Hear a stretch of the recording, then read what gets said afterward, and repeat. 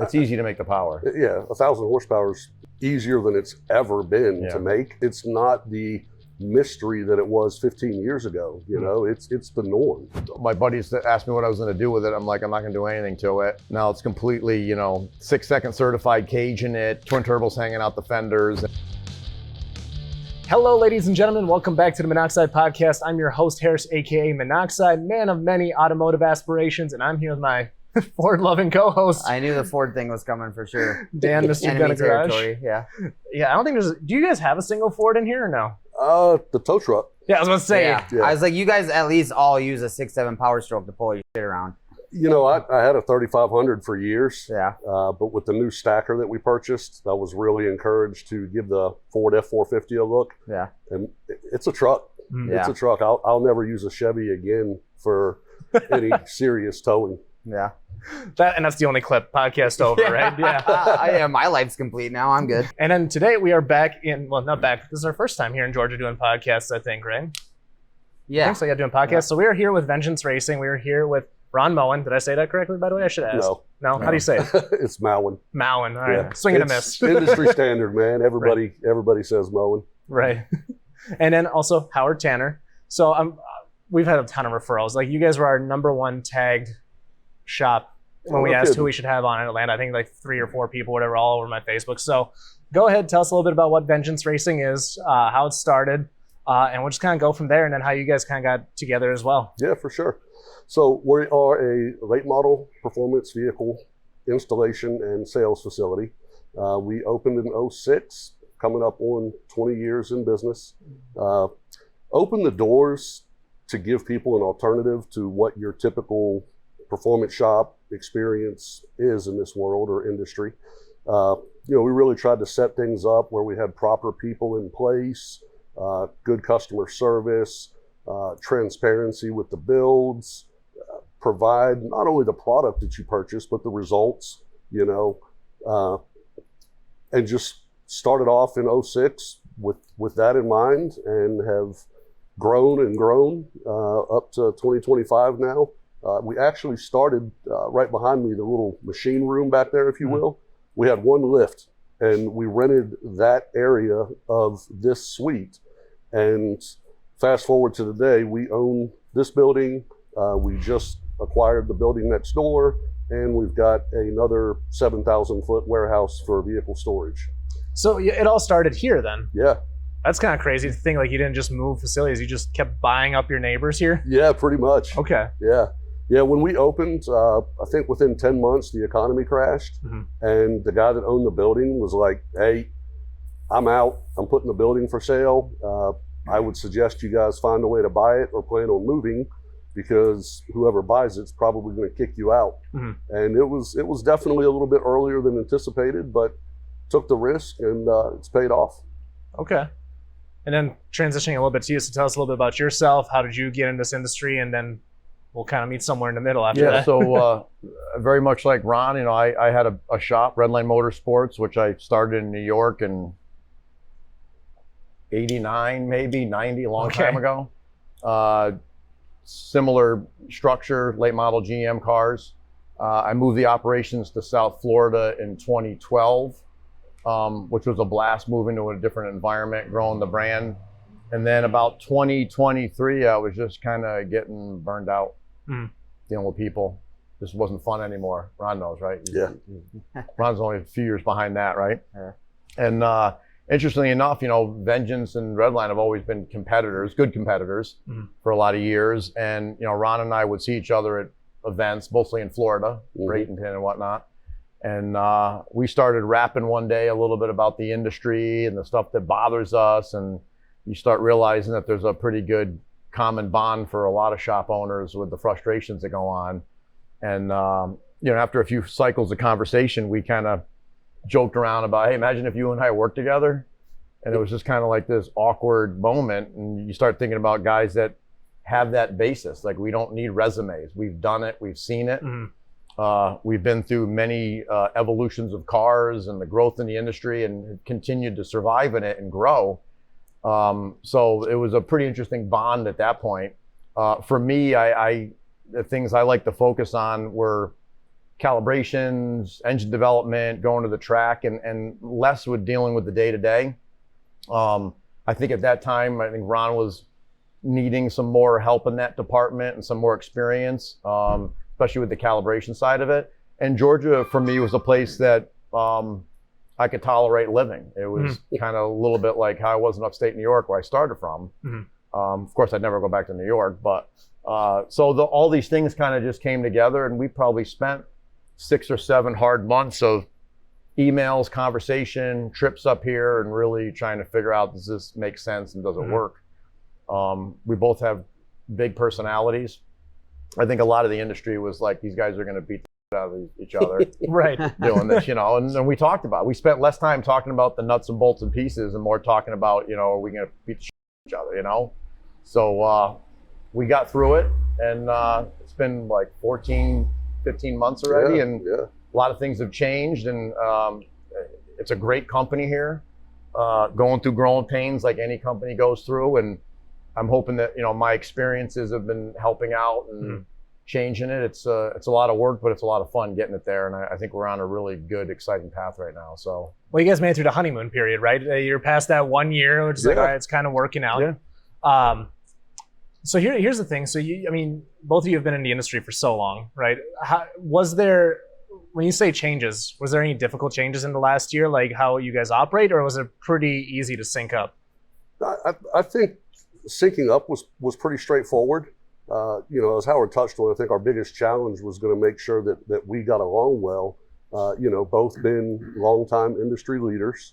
Like you said, friendly competitors, but nonetheless, we went to the track to whoop the other guy's ass when we could, and it felt good. But it was really just finding out how we could mesh and where to structure things as best as possible.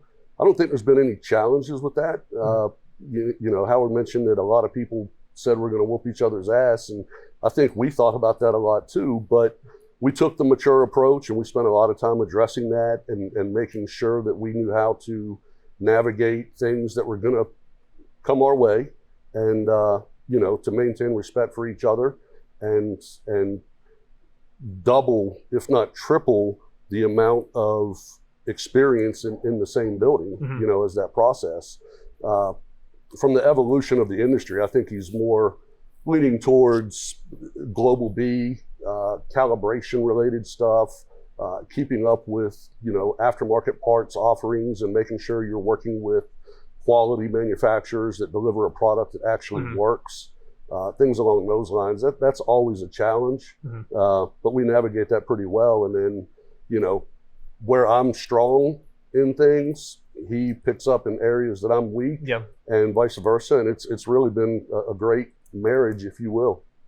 It's in this world of cars and racing, there's a lot of talking, but at the same time, I've never seen a group of people, if somebody's in trouble, let's say on a racetrack, you need parts or somebody's broken or things like that, this whole community does come together when it needs to be. So usually, and I think the enhanced part of about the changes is that, we were talking earlier about, the power of the internet and YouTubers and Instagram and TikTok and stuff, that everybody's a hero today, right? Everybody's a know-it-all. Everybody, I'm the best, I got the most, whatever, but where's the experience? Right. And I think what we find, and I think I can speak on both behalves of this, is that because we've been in it so long, your competition is either really good and you embrace that, or they're just a pile.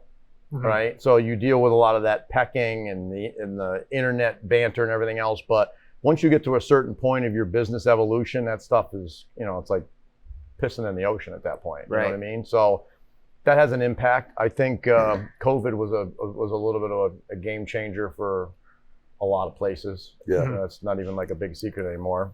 How did that affect you guys, that period? We made it through the economy crash when we opened in 06. And what it really did was it changed the dynamic of the business a little bit. In 06 specifically, when we opened the doors, it was like opening the floodgates. Everybody came running. We kind of had a reputation locally of building cars for people. The company I worked at previously was known worldwide. So we had a following out of the gate. But when the economy crashed, it took the average guy that had 5 or 10 grand saved up for a heads cam package, and he went home and kept that money, stashed it, until the economy got back to normal. And then what you had was people that the economy didn't really affect tremendously that are like, oh, cool, there's no line. I can show up now. And it just evolved from that. We kept getting more high-end clientele that wanted to do these bigger builds. And it really set the foundation and tone for the company moving forward. It allowed us to showcase our talent and deliver some really nice stuff. Now, once the economy recovered, that guy with 5 or 10 grand was still welcome back with open arms, but it allowed us to build the reputation that we have. Sure. And for people to know that if you're coming here, we're going to do things the right way and not really shortcut anything. So, and then with COVID, the biggest thing with COVID, business didn't slow down. We sell parts worldwide. We've got cars in every state in the country and 7 other countries. Manufacturing, getting product to support the workload was extremely difficult. Oh yeah. And that was our absolute biggest hurdle. I actually closed our online store because somebody would go in there and order a camshaft, and something that I would usually have in 3 to 5 days was now 3 to 5 weeks out. Right. And I'm just getting shredded by these people. So I'm like, the sales aren't worth it. I'll just close it down. And when things get back to normal, we'll revisit that opportunity. Makes sense. So here's a question, right? Because obviously you're a bigger volume shop or a higher volume shop. When things came in stock during that period, did you just gobble everything up, just buy a pallet load? Yeah. I mean, we would order, 40 sets of Johnson lifters. Right. And by the time they showed up, 35 of them were already allocated to builds that we were waiting on to get started with. And then, you place another order immediately. And you were constantly playing catch up. You were never, you didn't have stuff on the shelf. And it wasn't easy to recover from that as far as the methodical scheduling that we do within the company. Why do you think you two had so much success in the industry, right? Because to get past 1 decade is already an achievement in itself. Now to get coming up on 2 for Vengeance, and then you've been around for a little bit longer. How do you make it so far? How do you keep a successful name that's respected? For me, it was a lot of the intentions that I had when we opened. Again, I was an enthusiast. I saw the shortcomings that the industry had. A lot of performance shops that are open out there, it's a mechanic from a car dealership that did some work on the side for his buddy. And next thing you know, he's hanging a sign on a building that he's renting, and he's the parts guy. He's the guy building the car. He's the customer service guy. He's the calibrator. It's not a good business model. You oftentimes come up short with that. The other thing too is this industry is not, as expensive as this hobby is, it's not as lucrative as a lot of people like to think that it is on the back end. So owning your mistakes and doing the right thing when something happens isn't really a common thing. You fire up a car and put it on the dyno and it kicks a rod for no reason. Usually the shop is looking at the customer saying, well, you need to pay your bill and now you need to rebuild your motor. It's not really fair to the consumer when they haven't even taken possession of their car yet.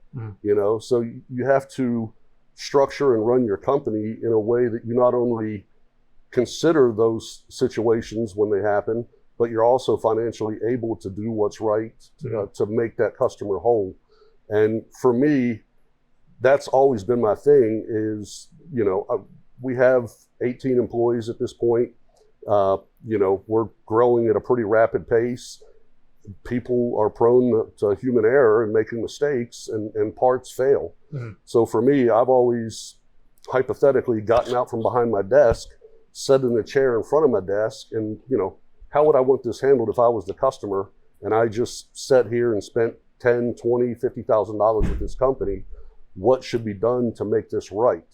And sometimes that's a painful process, but you do what's right, and it keeps your reputation intact. You sleep well at night, and then you make your money down the road when that guy tells his story that, hey, this happened, but they did this.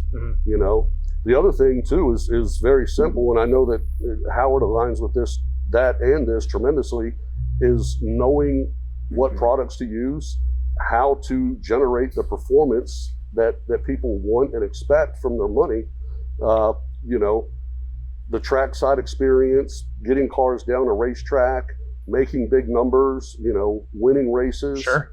You know, people see that, and unless they got blinders on, it's hard not to say, hey, this guy knows what the hell he's doing. Okay. You know, we need to work with people that are versed in this industry.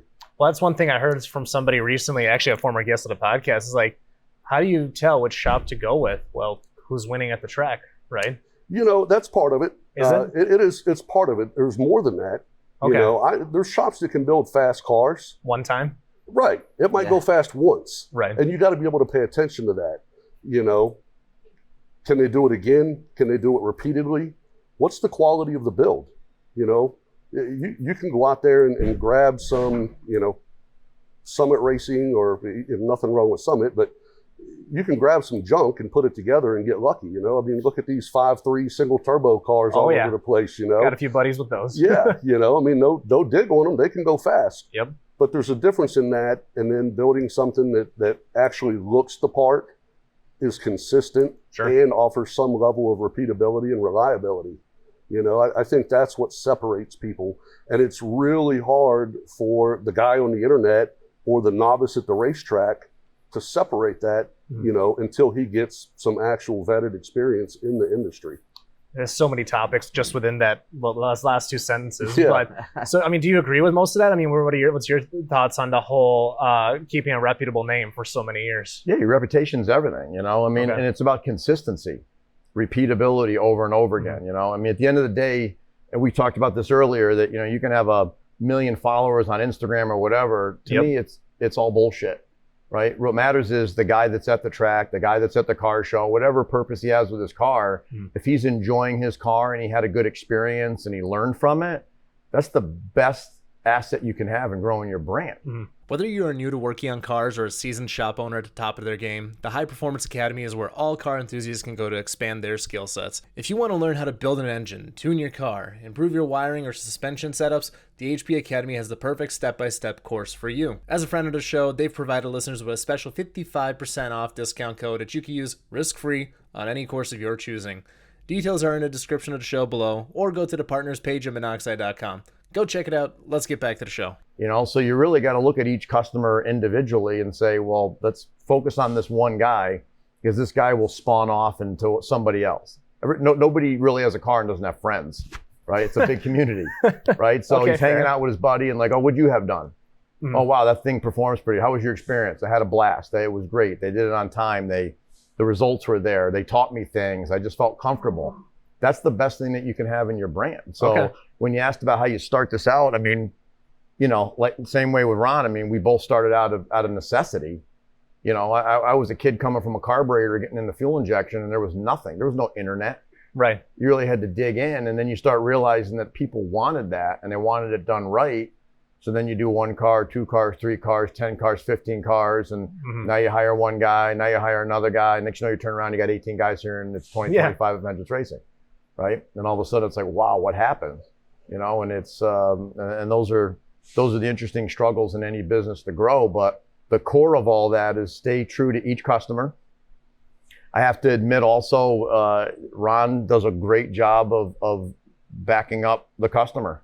I mean, there's times when I've seen situations and I'm like, I don't know if that's really our fault. And he'll default and we'll deal with it. And I'm not saying my side from any deviant or disrespectful side of it, but he tends to lean on the other side with it, which is a good thing. That doesn't mean take advantage of it, because it's not going to happen. But more times than not, if there's something that was questionable, car's leaving here right one way or another. So that's the sales pitch. Okay. So sometimes your best marketing things are the guys that have an issue or a problem or a delay or a bad part. It's how you get out of it. How you resolve that issue. Did you leave me stranded? You telling me to stick it up my ass? So I think that's a big part of maintaining and growing your brand, is that consistent flavor. Before we switch to you, you mentioned reliability, and we were talking about this a little bit off camera. Is 1,000 horsepower reliable? The answer is yes, it can be. Okay. If it's done properly. But it also has to be explained that this should, but on the same token, man, shit happens. Right. You can use the best components. You can have the best technician put it together. You can have a perfect calibration. Then you have to factor in, do you have a customer that knows how to drive it, how to maintain it, and things to look for when it's a minor issue before it turns into a big issue. But the simple reality is parts fail. You know, I got a friend who owns a fencing company, and he told me years ago, he's like, man, I should have chose a different industry. I hate my customers and my employees. And I looked at him, I was like, man, I said, you know, how many of your customers, when you leave the property finishing a fence, go out there and beat the shit out of it with a sledgehammer? And he looked at me like I was stupid. He didn't get it. And I'm like, dude, every car that leaves here, they beat the living shit out of it until something breaks. And then they're knocking on your door wondering why it broke. Like, you got it made. You know, I get emails from cars. I have a car here right now that we built 14 years ago. And the guy's got a check engine light. He's the third owner of it. He doesn't even know anything about the car. And he's brought it back, you know, hey, what's going on with this thing? I personally think it's pretty cool that it's 13 years old, I think that one made a little over 1050, 1080 wheel. Oh, okay. And yeah, it's a YSI 427 C6Z, you know, good car. So can they be reliable? Sure. But you have to have the expectation that if for some reason it's not, that's the gamble you're playing.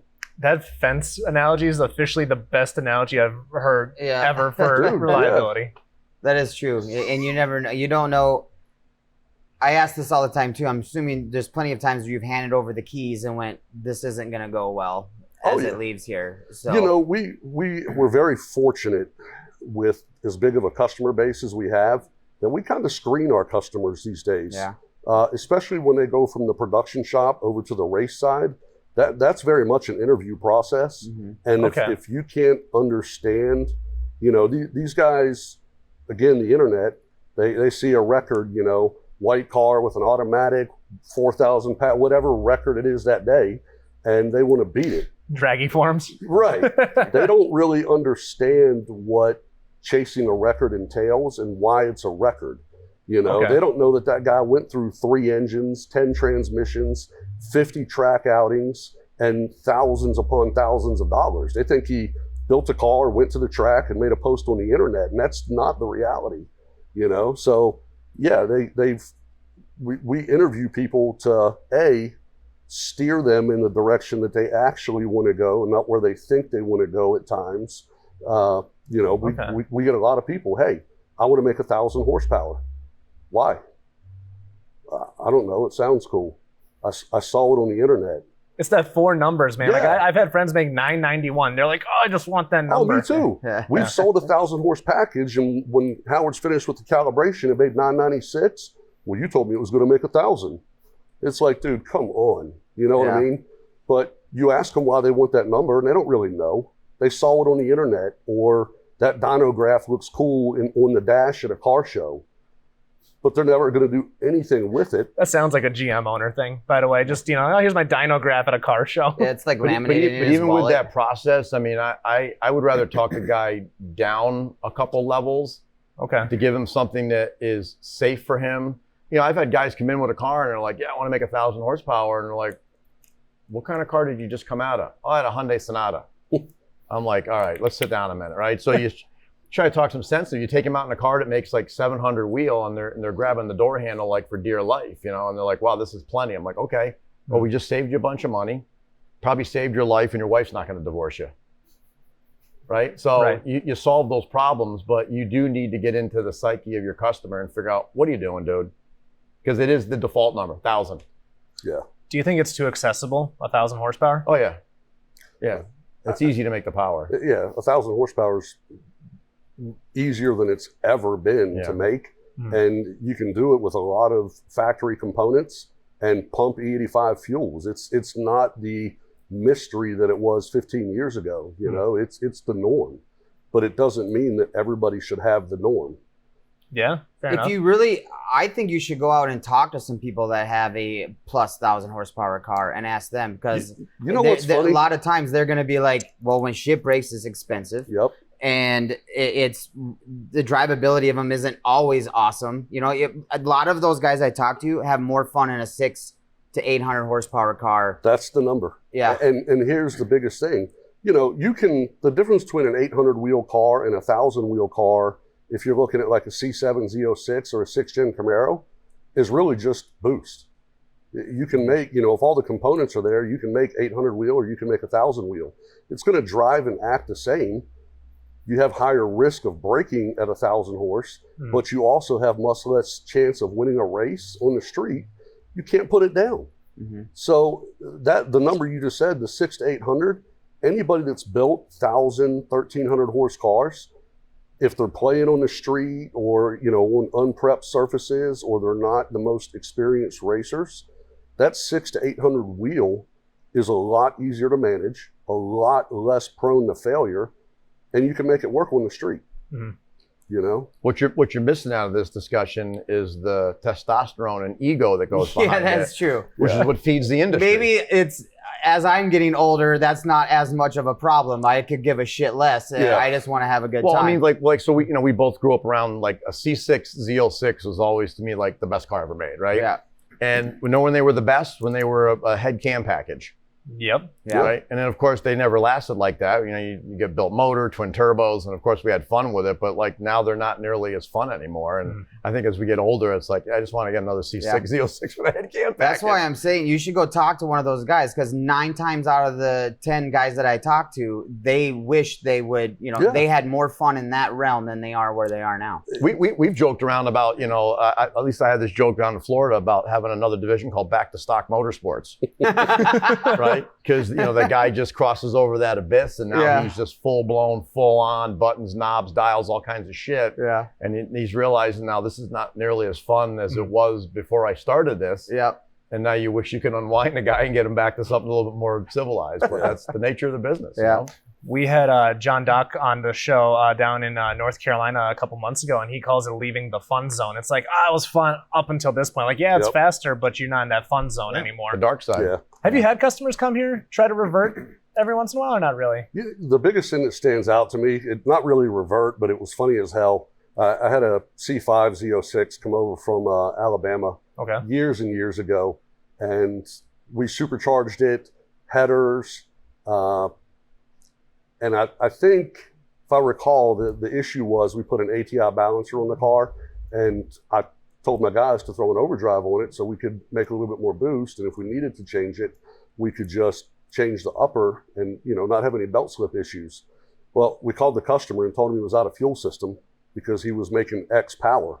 And the guy yelled at me for 10 minutes, asking me why I made so much power and why did I go overdrive and this and that. And I'm like, you know, at that point we've been open 10 years. And I said, I can't believe I'm getting yelled at for making too much power. I've never had that happen. You know what breaks my heart? No, it's not the 2% female demographic. It's the fact that 80% of you guys are not subscribed and following the show.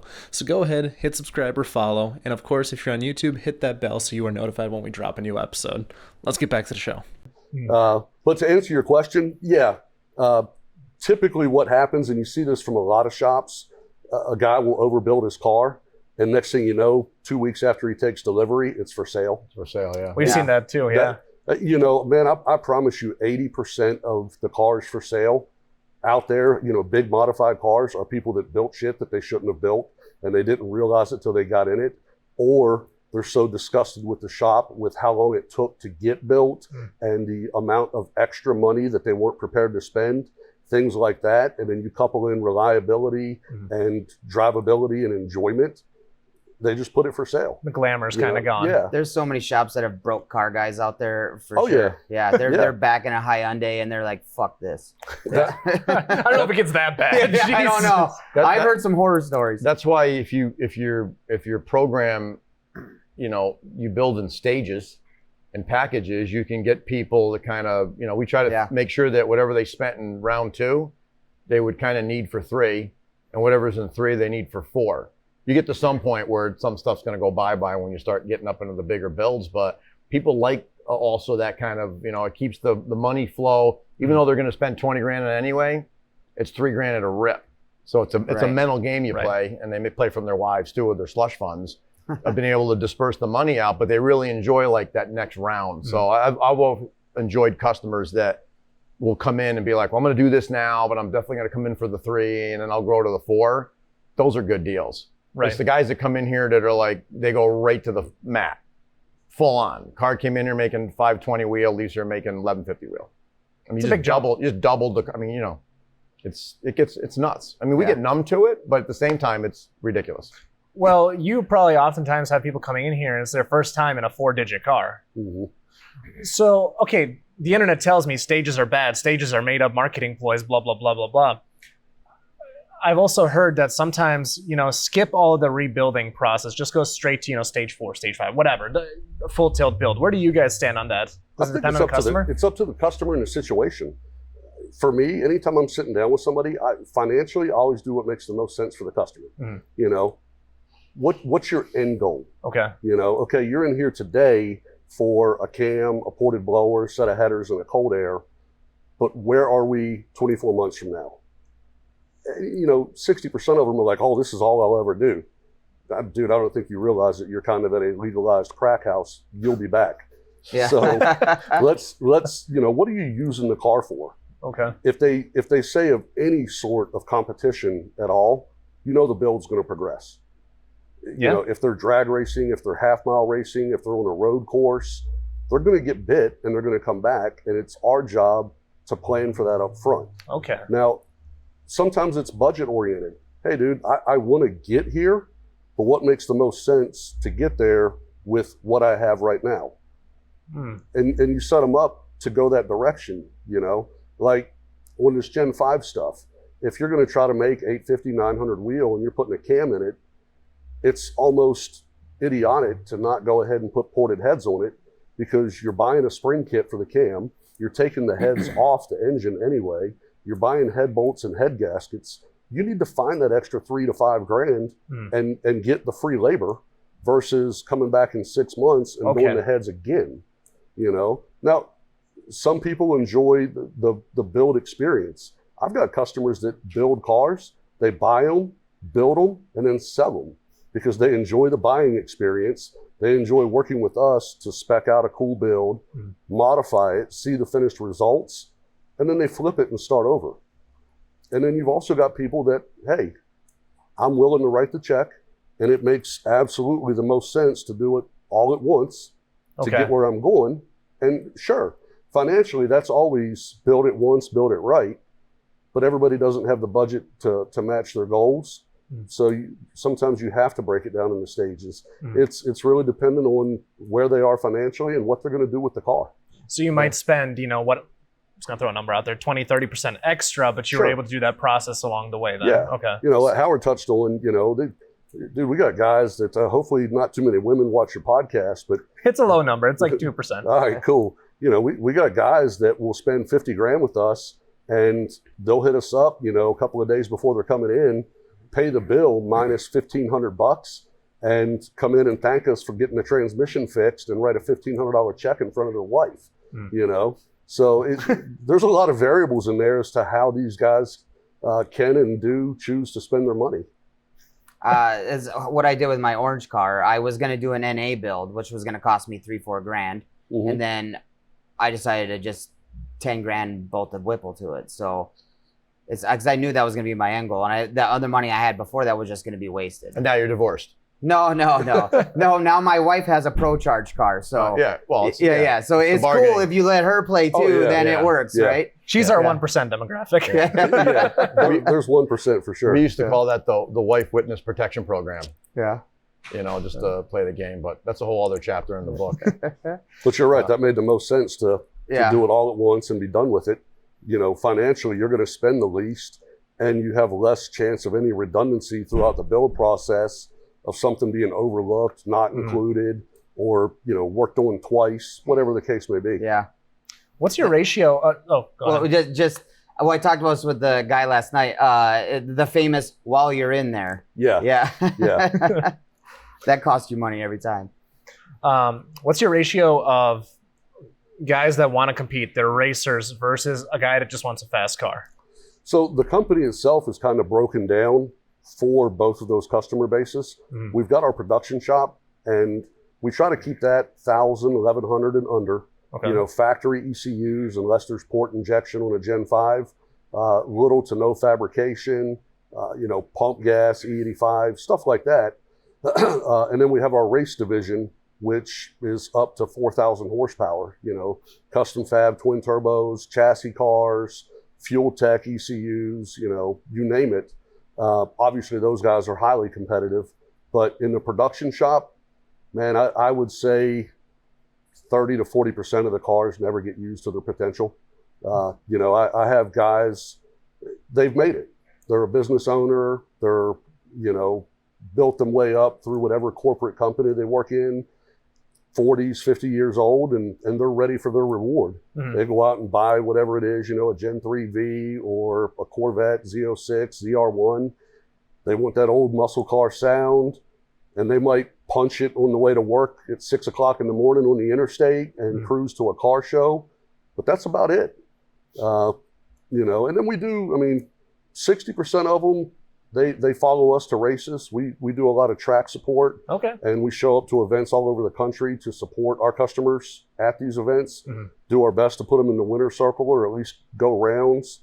You know, Well, going rounds is such a big thing. Like that's what almost every, like some customers, they'd love to win, but going rounds and making it past at least one round it's something. So I tell all of my customers, and I don't say this because we lose a lot, because that's not the case. We have a pretty good success rate of going anywhere in the country and bringing back a shitload of wins. But the reality of it is, a win is going rounds, maybe going a little faster than you went last time, and then driving that bitch in the trailer or driving it home. You know, if you go to the winner's circle, 90% of the time, that's just luck. The faster guy broke, he spun, you hooked, whatever the case may be. There's so many variables. Yeah, there's too many variables to put that in play to say, I just went out there and I was the fastest car and I performed every pass like it should. You know, the fastest guy doesn't always win, and that's because there's a lot of luck involved. You know, yeah. So. You got one? Go ahead. No, please go ahead. Okay, so what is, I'm a Ford guy, right? I woke up this morning, I hit my head real hard. Now I want to buy something GM. What's my entry level? I want to come in, I want something most reliable, 600-800 horsepower range. What should I go get? Well, first of all, I want to welcome you back to reality. Yeah. You know, your family and your doctors have been waiting for you a long time to regain consciousness. Glad you're back. You know, the Gen 5 platform, which is probably 80 to 85% of our core business, it's real hard to ignore. Factory supercharged, forged internals. They support, you know, you can take a C7 Z06 as an example and put ported heads, a cam, port the stock blower, or upgrade to a Magnuson 2650, and you can make 1,000 wheel on E85 and drive the car every day. What kind of world is it when your New Balances got more miles than your car? It's a world where you thought a stock ECU from over a decade ago would cut it, not knowing there's a way to get better traction control, launch control, and most importantly, engine protection features. It's a world where you didn't know you could save 5% on a Haltech plug-and-play kit for your C6 Corvette using code Minnoxide. How's that jingle go again? Go to tunedbyshawn.com to get your Haltech goodies and see what's right for your build. Whether it be a C6 Corvette, a Supra, or any other project you've been cooking, there's a solution for you. Link in the description. Let's get back to the show. 6-800, I mean, a lot of them you can do that with bolt-ons. You know, especially 600 wheel to 675, 700 wheel. You don't have to go into the engine. You know, ATI balancer, set of nice long tube headers, aggressively ported blower, good cold air, key calibration. You know, you can do that with bolt-ons. You put a camshaft in it and a set of ported heads, put it on E85, and mid-800s is usually where you land. Okay. So, you know, the one thing I will say, you know, this being a Ford guy, that GT500, the power for power, if you will. Yeah. Take a Gen 5 PD car versus a GT500. That GT500 is a blast. Yeah. We work on Fords. 4 or 5 years ago, we started opening up on a case-by-case basis. You know, we talk to the customer. We make sure it's a vehicle that we want to work on and be involved with. We make sure that their goals and parts selection are things that align with us. But you know, you take a GT500, you throw a big cold air on it, port the stock blower, big throttle body, set of long tubes, some injectors, you're making 900 on pump and 1050 on E. And I love those cars, man, because you can go out on a set of Toyos on the street, hit it from a second gear roll at like 30, and that torqueless motor will just paint black stripes as it pins you to the seat. And then when it gets up in that power and takes you to 8,800 RPM, dude, it just works so well. You guys brought memories back of me driving Mark's car. Yeah. Literally, it was still in the stock Cup 2. Actually, Cup 2Rs or whatever. Again, it made 1014 to the wheels. Yeah. 30 miles an hour, just pin it and just goes. Yeah. It's ridiculous. I wanted to ask you, though, so what do you mostly or primarily, hold on, do you use the word calibrate or tuning? Calibrate. Okay. So you're from that Banish circle then. Yeah, well, I mean, that's really, I've gotten flamed for that for many years. Now everybody's using it, so it kind of made sense. And the OE calls it calibrating. Right, yep. And because I play guitar, I always tell people I tune my guitars and I calibrate cars. I was going to say, I saw the Eddie Van Halen one in your profile. Yeah, so that's how I get out of that. But yeah, I mean, calibrating is the art of getting a car's computer back to where it needs to be based on the mods that you put in it. So there's some finessing going on with it. So I'm a stickler with that word. Okay. So what do you primarily, you mentioned there's a lot of stock ECU stuff in here. I see a Fuel Tech shirt. Is that primarily the two that you stick with, or? Yeah, I mean, the OEM stuff, I mean, it's amazing, especially guys that have been in it for a minute, know how to navigate around that controller. At some point you can reach its limit, but it goes quite a ways. When you're building cars that we do on the race shop side of it, I mean, you've taken all the factory functionality out of the car anyway. There's no need to have to dance around all the idiosyncrasies of a factory controller. So, Fuel Tech has been our big boy controller. We're fortunate enough those guys are only 25, 30 minutes from here. Awesome guys. And the controller is pretty hardcore and will support all this stuff. So, that Holly has always been the bread and butter controller. But the majority of stuff on the production side is all factory ECU stuff. Okay. It works. So do you basically go Fuel Tech once it migrates from the production side over to the race car side of things then? Well, we've done some blending. We've got some cars that are running factory ECUs and like a Holly, for port fuel. Fuel Tech just recently released their new FT700 controller, which is pretty badass. For me, who likes technology, it's amazing. That's the big one that we saw yesterday. Yeah. It's a big boy. Yeah, I mean, that's a controller they built for the next 10 years. Right. So it's got a lot of expanded capability. We're in pretty good with those guys, so we're kind of partaking in some of the beta and its evolution. And for me, it's more home because it's got a lot of factory OEM capabilities, which most guys aren't going to understand. So the cars that we build on this side are all pretty much going to be Fuel Tech cars. Okay. We like it's back to that consistency again, right? If we got 6 or 7 monsters between 2,000 and 3,500 horsepower, and we wire them the same, the strategies of how the system integrates are the same. It's much better for the customer, us for diagnosing, us for getting the cars dialed in because of that consistency. So we're kind of married with it. Do you kind of want to touch on you kind of alluded to it already, but that FT700 Plus package, what kind of, again, from your perspective, what makes you excited to work with that going forward for the next, 10 years? Well, I mean, one, Fuel Tech is a great company that has definitely proven themselves in the hardcore world. I mean, they're on every pro mod and radial tire car out there that's fast, right? I mean, their stuff works. And their prior controller, which is the FT600, which is no computer that's going into retirement anytime soon, it has a certain limit of what you can do with it with all kinds of neat stuff. And the 700 just has all kinds of customizability, faster processor, so you could push it further and do more with it. And we like working with current and new stuff. It's like anybody else. A new Vet comes out, they got to have the next model. But all the stuff that we tie into a car, whether it's chute deployment, safety equipment, active aero, suspension control, being able to log video footage on the same log as the log going down the track. You just got a lot of cool stuff out of it. So for us, it's like, why not have that on the cars we build at that level? I mean, these are not cheap cars. These are $150,000 to $350,000 builds. Right. You want good stuff. And from my side of it, from the power management control, I mean, you want stuff that's smart, fast, consistent, and they just got some cool features, coming out with the controller. So I think with the car yesterday we saw it had a backup camera, and it was like a full-on Yeah, it was a pro full-on mod. pro mod. Yeah. Yeah. Well, they're driving pro mods on the street now. You know what I mean? So I mean, stuff like that's important. People always want to make the power, but they always want to skimp out on safety and engine management, which are the two biggest things you should be spending money on. You want that engine management to protect your investment, and you want the safety upgrades to protect you. But most people just want to go A to B as fast as they can, and that other stuff is extra money they don't like to spend. Yeah, we'll pop a motor and then tell me how you feel. Right. Yeah, I mean, when your ECU kills the ignition because it sensed a problem, you're pretty appreciative of it at that point. Yep. You know?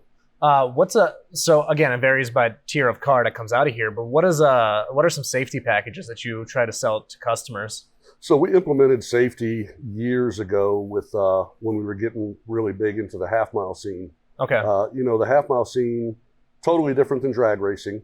Drag racers are usually a little bit more experienced. You know, you got your first-timers, but they've been there, they've done that usually, and they understand.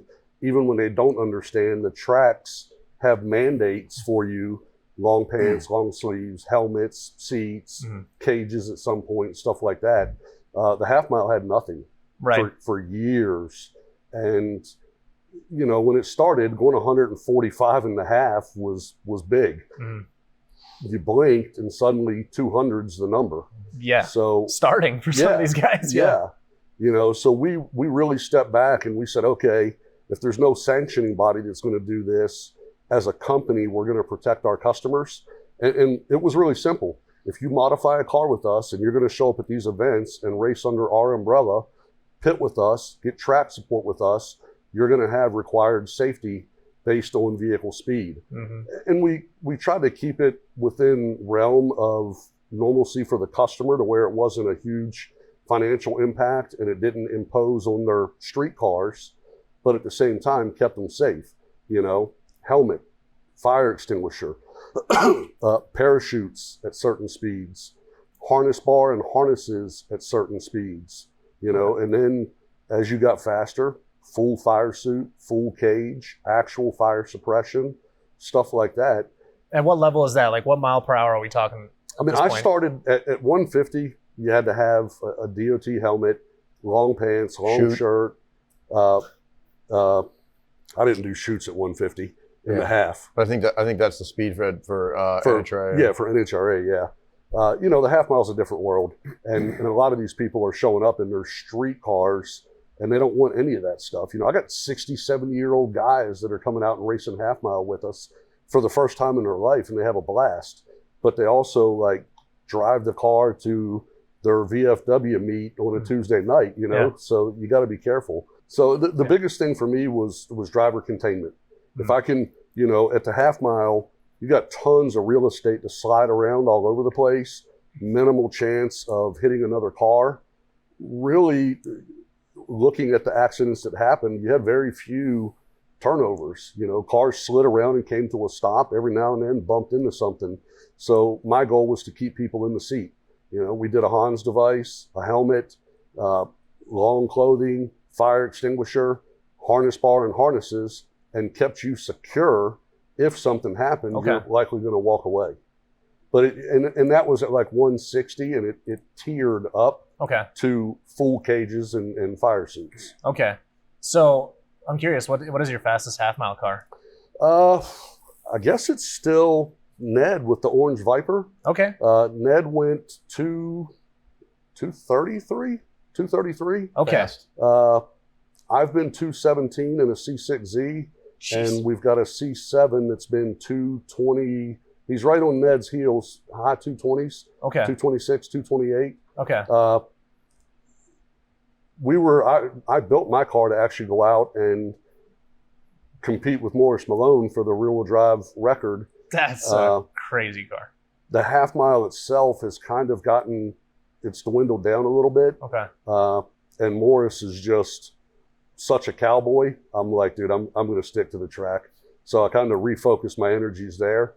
You know, I think he's going for 250s or already clipped like a 252 or something. You got 253, didn't you? 252, 253, yeah. And it's, you know, I know what it was like to do 217.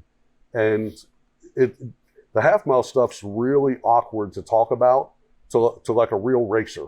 You know, you go to an 8th mile track and you pick up some RVW dude and you're telling him about half mile and you're like, yeah, I went 2:30 in the half. And he's like, boy, I go 2:10 in the 8th. Yeah. They can't correlate it. Right. But they're not out there on an unprepped surface spinning for the first quarter of a mile. You know, it's just a totally different ball game. Oh, that's what I was trying to think. So again, I love harping on the safety thing, especially after we had Calvo on episode, what was it, 130, I think, 129, whatever. You know, obviously everybody saw his accident right at the half mile. So, and I've chatted with Race Tech ever since. Is that why what's your go-to seat? I'm just curious. Or is it all over the place? It depends on the application. We use a lot of Kirky stuff. Okay. We use a lot of Recaros. Okay. You know, I've got Recaro podiums going in a 3,000 horse car right now because it is going to have a lot of street use, but he's also going to compete. Right. And we got a good rigid foundation of a seat that we know is high quality, but still gives them a little bit of comfort. Right. So it's that bouncing back and forth between street car and race car too. Yeah, that's, you know, we have our street customers and we have our race customers. And both of them are very easy to navigate. Mm-hmm. It's when you get that Strace guy that wants his cake and eat it too. Yeah. You know, he wants to not only race, but he wants to be competitive and win in these events, but then wants to go home and change his 15-inch radials to a 20-inch Toyo and take his wife to dinner. And he wants the best of both worlds. And it's not difficult to achieve, but it is certainly got more challenges than just building one or the other. You know? You're probably not going to be able to do either one at 100%. And that's what you have to tell them, you know. I've had people that have built cars that, and Howard can attest to this, they want to drive it through downtown Atlanta traffic. They want to go to Road Atlanta on Saturday and then SGMP on Sunday, and they want to compete in classes at both. Can you do it? Sure. Are you going to be as effective as you would be if you built it for one specific thing? No, you're not. You know, it's at that point, it's a mixed use vehicle. Sure. And, you know, if you want to go out and win as competitive as things are today and the amount of money people are willing to throw at things to be competitive, you got to be specific to it. You know, I mentioned Ned earlier. You know, Ned started with us with the Orange Viper, and just, you know, he got a touch or a taste of going really fast. Took him down to SGMP, watched some lights out races, and next thing you know, he was building the Blue Viper. And yeah, that's a crazy one. Isn't it amazing? That car's phenomenal. Yeah. But he built the Blue Viper, and he wanted to drag race it. He wanted to drag and drive it, and he had specific goals outlined for the car. What happened the first year? He goes out and he runs a couple of RVW races. Turns out to be one hell of a driver at that level. He's always been a driver, but he goes out there with RVW, but he's got a multi-purpose Viper, and he's a 1/10 behind what he needs to be to run at that level. Now he's in an orange Camaro, and I saw that. He's right there with them. So, you know, he's put Stevie Fast on the trailer a couple of times, and I don't think he's taken any wins at RVW yet, but he's been second place, and he's in that same realm as far as ET and mile an hour that he needs to be, and his program is virtually new. Okay. So you still have a relationship with him then? Yeah. Okay. Yeah. Ned outgrew what we are willing to offer. Right. I like to stay where we should be. You know, I don't think you can be great at everything. You know, you got to specialize. And I like to think we know our limitations, you know, and the world he's in now is, you know, RK Racecraft, Proline, and Fuel Tech. Right. And that's ultimately where he evolved to. So we just stick with a measly 3,000 horsepower. Yeah, you know, So you guys were pre-pro mod. Just little. Yeah. There's a lot of shops out there that oversell themselves quite a bit. So that's a good business practice to not. You have to know your limitations. You seem very aware. Otherwise, you're in over your head, and it goes back to what I said earlier. You take that guy's money and you don't deliver the product, nobody wins. Yeah. You know, and quite honestly, you didn't make any money on the job because you spent so much time and invested so much time in figuring out how to make it work or why it didn't work, and navigating your pissed off customer that you should have just said no to the job and sent them to somebody, you know. And that's what happened with Ned. When he started talking Blue Viper, we immediately said, bill it 481X and RK for a chassis. You know, we have the capabilities internally to build a chassis, but is it what we do every day? Do we know every little in and out secret to make that chassis perform the way it needs to be competitive? You got to know your limitations. Okay. Oh, you look like you're gearing up on me over there. Well, I'm leaking so much water. I gotta keep hydrated. Yeah, it's toasty down here. So I was gonna ask you earlier. So obviously the shop started in 2006, and you know you had your shop. But what happened before that, right? Were you guys just on the street back in the day? Like, where's the origins of you guys being car guys? So for me, I was always a car guy. 15 years old, my first vehicle was a 77 Jeep CJ5. Okay. And I lived with my grandparents, and my grandfather would walk out in the driveway and just yell his ass off at me because I'd have it up in the air on cinder blocks, doing any upgrade I could think of at the time, you know, and he didn't want me working on the car in the driveway, getting grease on the driveway. Ultimately went in the military, and I was a Mustang guy.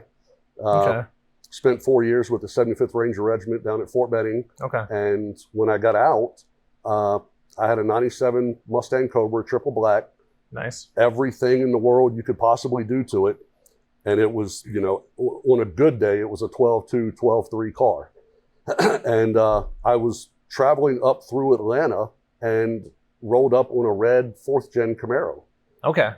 And I thought I was king shit. You know, I was an Army Ranger for 4 years. I had a Cobra with everything in the world, 48 gears, you know. So, of course, I roll up, downshift a couple of gears. He looks over at me and just straight up fucking laughs at me.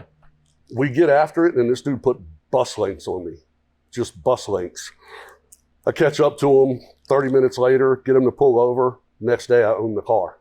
I bought that car. Turns out it was one of the first 4th gens in Georgia to have heads cam on it, and it had 100 shot of nitrous. You know, 10-second car versus a 12-second car.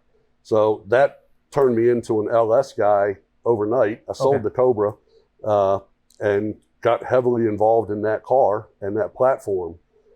My plan was to go into higher level law enforcement when I got out of the military. Okay. I'm not a huge politically correct guy. There was a lot of politics, a lot of things going on that once I took a close look at it, I said, this isn't for me. Just followed my passion, which was cars. Went to work for a company about an hour from here called GMMG. Why does that sound familiar?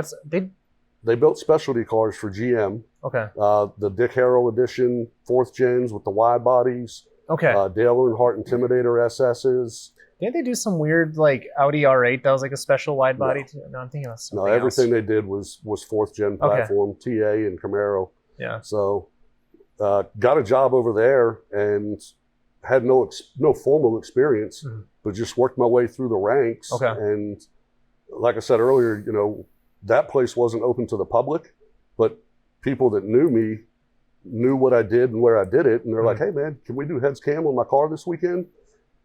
So would, you know, work with them, and we had an instant following as far as people wanting to work on the cars.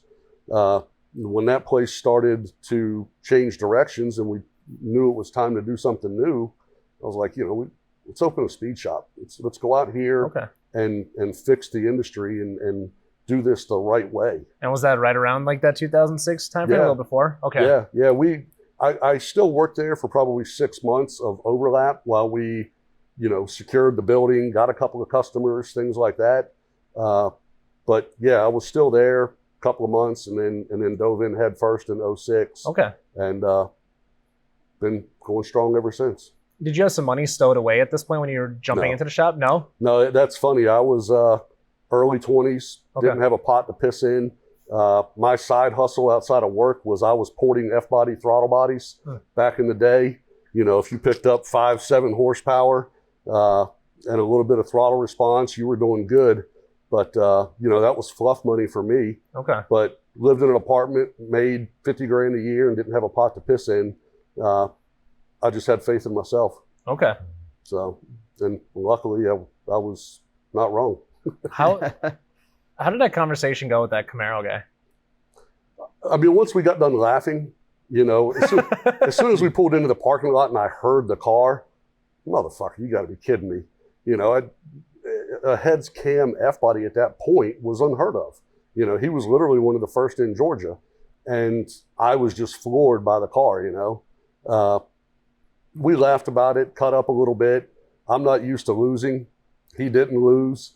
Hey, man, you interested in selling it? You got to be shitting me, right? No, I'm not. I can go to the bank right now and write you a check with a loan, of course, at 21 years old. Yeah. But he's like, man, if you want it, this is the number. Met him the next day, gave him a check, and hopped in my car. Wow. So, if you don't mind divulging, do you remember what you paid for it? Upper 20s, Okay. 26, 28. You know, I mean, it was a nice car. It was super clean back then. It was a year old. Okay. It was built by a local shop, and it's like anything. The parts that were on it, that's kind of what I've keep going back to with why we opened. It had a GM ASA cam with stock ported 853 heads. It was essentially garbage. You know, on a good day, it made $399 at the wheels, but then you'd spray 100, 150 shot on it and hope it didn't blow up.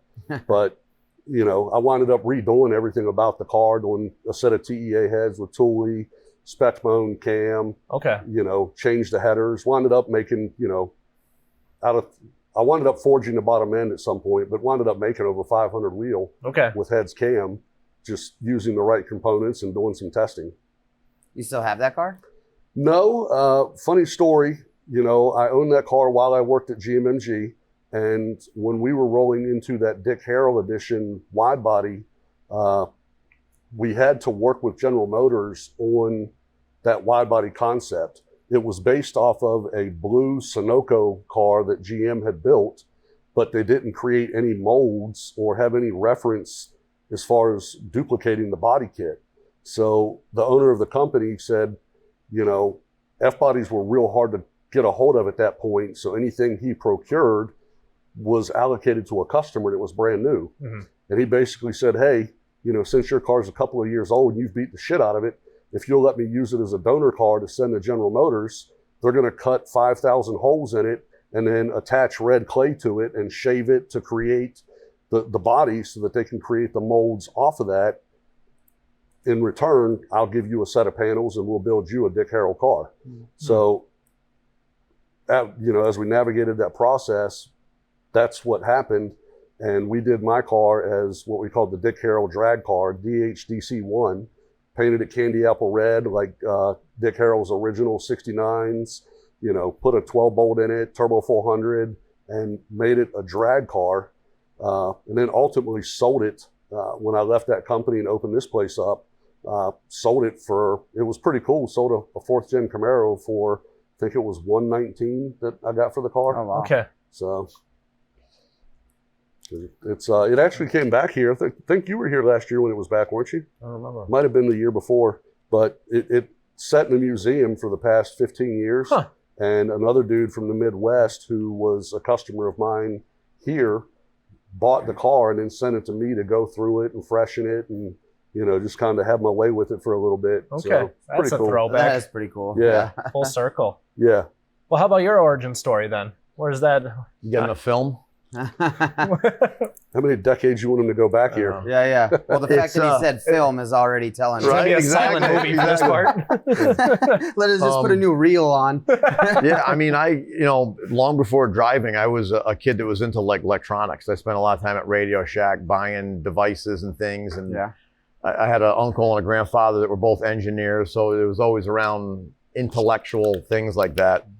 And then when the state of New York decided to give me a driver's license at 16, actually I was 15, I bought a 69 Firebird with a small block in it for $650. Of course, I didn't have a driver's license. Mm-hmm. So I used to get home from school at like 2:30. My mother wasn't home till like 6. So, you know, that car went ripping up and down the roads, and I had to put it back in the same spot it was when I took it out so nobody would identify it. So, and my life just started with carburetors and muscle cars and all that stuff. And my mother came home one day with an 82 IROC, and 82 was really the transition point at the fuel injection. The carburetor was gone in 81. And having a background of electronic stuff, as soon as I popped the hood and started looking, I'm like, well, that's got to be for fuel. There's a 9th injector in the back, must be for cold startup. There's a sensor here in the mass. And you talk about the beginnings, that was the beginning. So that's that tune port injection, right? Yeah, Wasn't that kind of L98 garbage motor. too, technically? Well, it's garbage as we sit here now. Yeah, but that's true. Back then it was bad to the bone, right? Yeah. You got to put it all in perspective, you know? So that was the beginning of that. My buddy and I went out and bought 88, 89 IROCs afterwards, and we were doing stuff with Lingenfelter with the Super Ram intake, and back then you had to have the computer reprogrammed by somebody else, and it was just a whole, but it was cutting edge stuff, you know? Yeah. And as time evolved, I think I bought a 92 Corvette, which now multi-port got more sequential, got more sophisticated, and we started going fast with the cars, you know? And here's a time when you're at a drag strip with a laptop and people are like, why do you have a laptop in your car? You're at the drag strip. Now it's no big deal, right? You know, but it was pretty neat. And this is, you know, there was no internet. There was nothing to learn from. I mean, you were really kind of scratching and clawing from it. And I started building my own cars and then building cars with my friends till finally you're at the track and people are like, how'd you get the car to go that fast? I did whatever. You want to do mine? All right. And that's how it starts, you know, one, the next one, and it just keeps evolving. I actually, when I graduated, I went to an automotive college up in New York. And when I graduated there, I got accepted out to Detroit for engineering. And I kind of held off on it because I felt that the best engineers are guys with dirt under their nails. Kind of like Mr. Vanish, we'll call it, right? Yeah. We'll plug for Greg Vanish. You know, so I basically kind of put that off and said, well, I'm going to go work at a dealership. And I had all the dealerships wanting all the guys out of college that were in that top 2% of the class. And about 1 year and 3/4 through that, I got in a really bad car accident, ended up in the hospital. And while I'm in the hospital, I get diagnosed with cancer. So a lot of stuff's going on at one time, and it basically derailed my trip to Detroit. And I found myself getting into another industry, the glass industry. Okay. And the cars kind of sat for a little bit, but then the cars were evolving. And what time period was this, by the way? This was 90, 89. 89 is when the cancer started. Then How old were you at that time then, roughly? 20 maybe? 20? Okay. Something like that. Was your car crash fast car related? Or? No, I got pounded by a tractor trailer that was in the wrong place at the wrong time, and I was at the wrong place at the wrong time, and luckily I walked away from it. Yeah. Right. But it did induce me to get into another medical situation that I had to resolve anyway that I hadn't even known about. Right. So you kind of knock on wood, you wonder why it happens. Right. But then I had some big block cars and, you know, still back in the carbureted stuff, and then I bought that 92 LT1 Corvette, brand new, and it was just game on. And of course, we didn't have a lot of stuff for that either. But, you know, I had a car running 1050s, 1040s back then, and that was kind of unheard of. Right. And that just kind of opened up that Pandora's box. As I started building more cars and then LS came out, I mean, it was a good time. Yeah. You know, and I was actually dealing with a shop down in New Jersey for the tuning at that point, and it was a struggle. 3.5 hour trip, waiting all day long. I get the cars back, engine lights, they drove like shit and everything else. And that was my departure into calibration. And I bought a dyno, and then my life was forever changed afterwards and been, you know, consumed with it. And so Redline Motorsports, which started in New York, was, you know, it was a hobby gone mad. And that's what happens. You know, it's your passion. And the demand was so high and there was nobody up there doing it. And then you get obsessive with it. And we had talked earlier about, like, you know, how do you evolve it? What happens next? And, you know, what's the next model coming out? You know, how do you go out and get the next car and have something that's a record, which now today is kind of a joke, but, you know, you had cutting edge stuff to do that with. And you don't look back, and next you know, you got a shop, and you got people, and you've got a brand building. But you know, it started from a hobby gone mad, I say. I'm fortunate though, looking back at the growing up around a carburetor and realizing that if you made 1 horsepower per cubic inch, it was pretty badass. And then we talk about cars today. I mean, look at the new ZR1 Corvette. Yeah. I mean, you know, it's insane. You think you guys will get that in at some point in the next few years?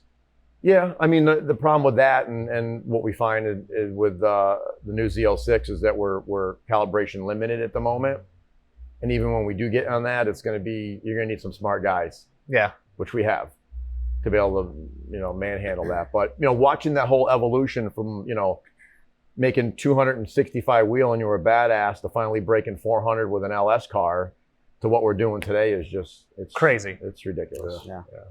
But it's kind of funny that you mentioned that you were all excited about fuel injection. When I collect some Fox body stuff, and when I first started kind of buying them, it wasn't uncommon to get like an 89 or a 90 that somebody had pulled all that shit off and put a carburetor back on it. And it was super annoying. I had to go source all that other shit then and get it put back together. Well, I mean, that's what's cool about the carburation side of it. I got good with a carburetor because I'm like, I got to figure out how this works to make the car run good, right? Yep. And in retrospect, looking back at it and comparing it to fuel injection, what a barbaric piece of shit it was, but it worked. Yeah. And if you think about it, calibration work today is still doing the same functions. You still have idle, you still have off idle, you still have acceleration enrichment, you still have wide open throttle.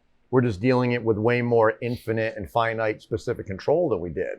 So I still in my head, I still geek out about that. Yeah.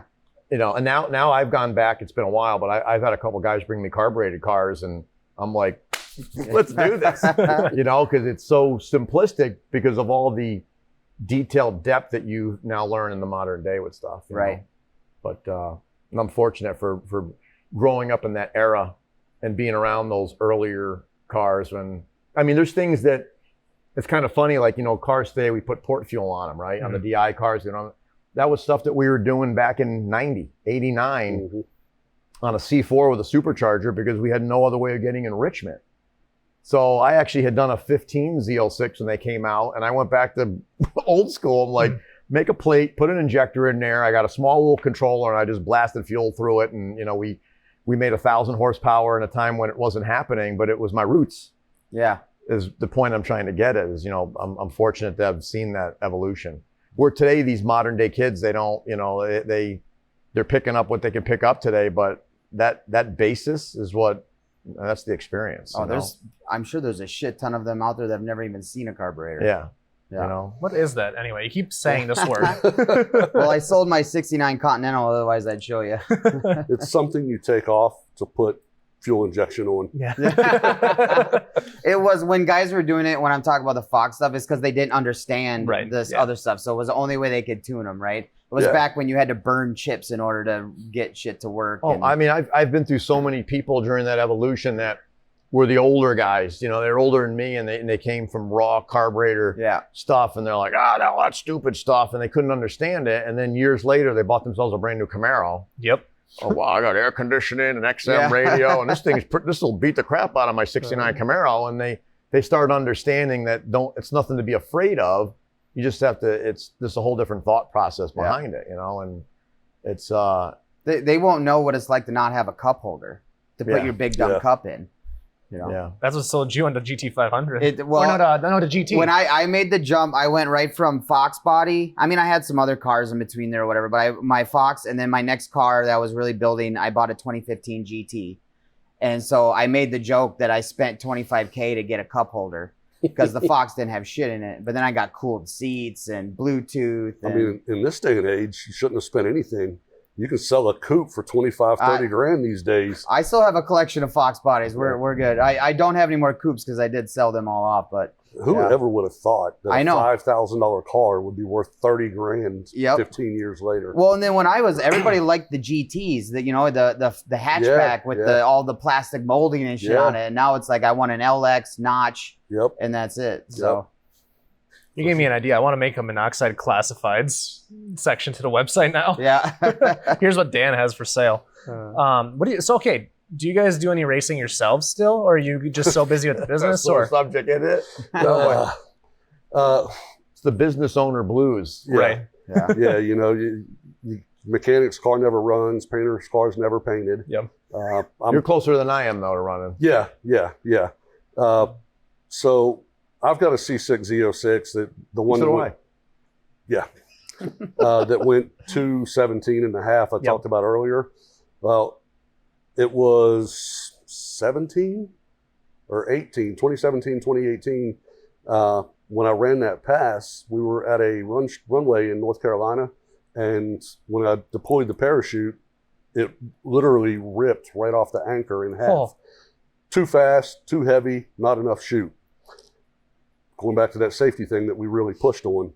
So at that point, we said, we got to set the example. We got a 10-point, but we're 3,600 pounds. Let's do a full chassis on this car, blah, blah, blah. Well, fast forward to 2025, and my car is literally sitting at Fuel Tech today. They upfit it from the FT600 to the FT700, and it should be ready to go to the track as early as next week. Okay. So basically just, 7 years? It was kind of just on the sidelines? Yeah. Every time we would have good intentions, we would stop. And the problem with that too, Howard and I both are pretty extreme OCD perfectionists. So if I'm going to invest in the building of a car, of course I love racing, but also people know that if you want to become a millionaire in racing, that you need to start with 2 million. Yep. Yeah. So I'm not a huge proponent of investing tons of money for just the sheer purpose of racing, going back to that whole speed shop not being crazy lucrative deal. So for me, I wanted to build a car that we could showcase our talents and our capabilities, work with the vendors that we work with, and show people the limitations of the LS world, which has now become the LT world. Mm-hmm. But it's a Noonan small block, 438-inch engine, twin precision turbos, lockup 400, and on the FT600 over at Fuel Tech, it made 30.72 to the tire on 50 pounds of boost. Pretty confident we would have saw 3,400 on 65-ish, which is where we set it up to run. We just literally ran out of time.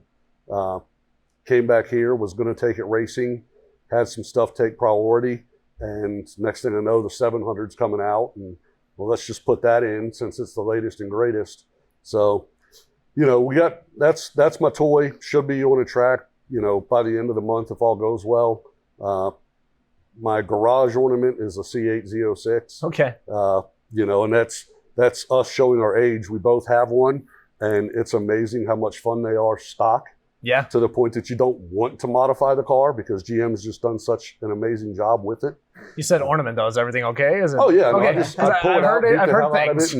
I drive it like it's meant to be driven, but I try not to put a ton of miles on it. Something we've done as a company for the past 15 years is every time a new vehicle comes out, the company will purchase it, and we do all the R&D on that in-house versus, a customer coming up with the car and, hey, what can you do? Oh man, we can do anything.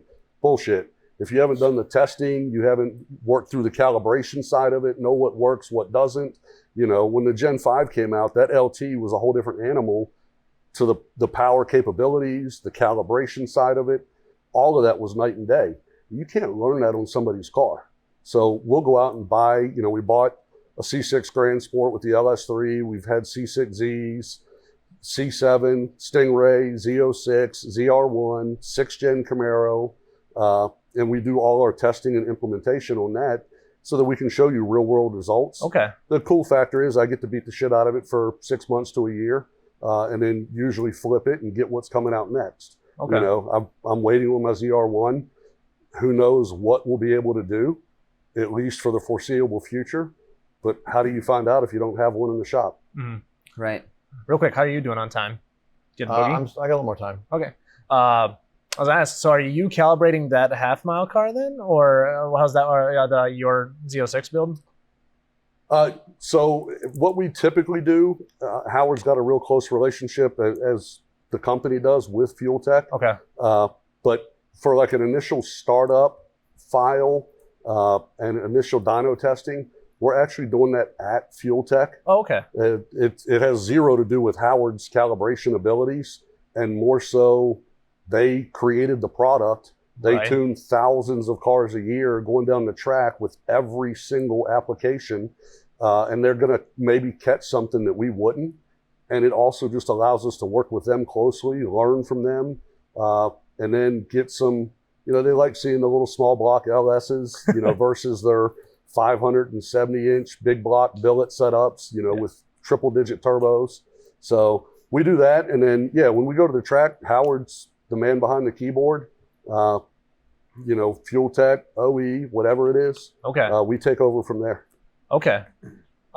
I definitely want to talk about track support here in a minute, but what was your pride and joy at home, I guess? Are you doing any racing then, or? I got an arsenal of stuff that has traveled down from New York to Florida and has sat for 12 years in Florida. That's now up in Georgia, of cars that were, I've got my 2010 twin turbo Camaro with 15,000 miles on it. It was probably one of the first 2010 Camaros when the Camaro came back. Mm. And it's a nice car. I enjoy it, and I haven't got a chance to enjoy it, which is part of my whole transition to Georgia to enjoy that stuff.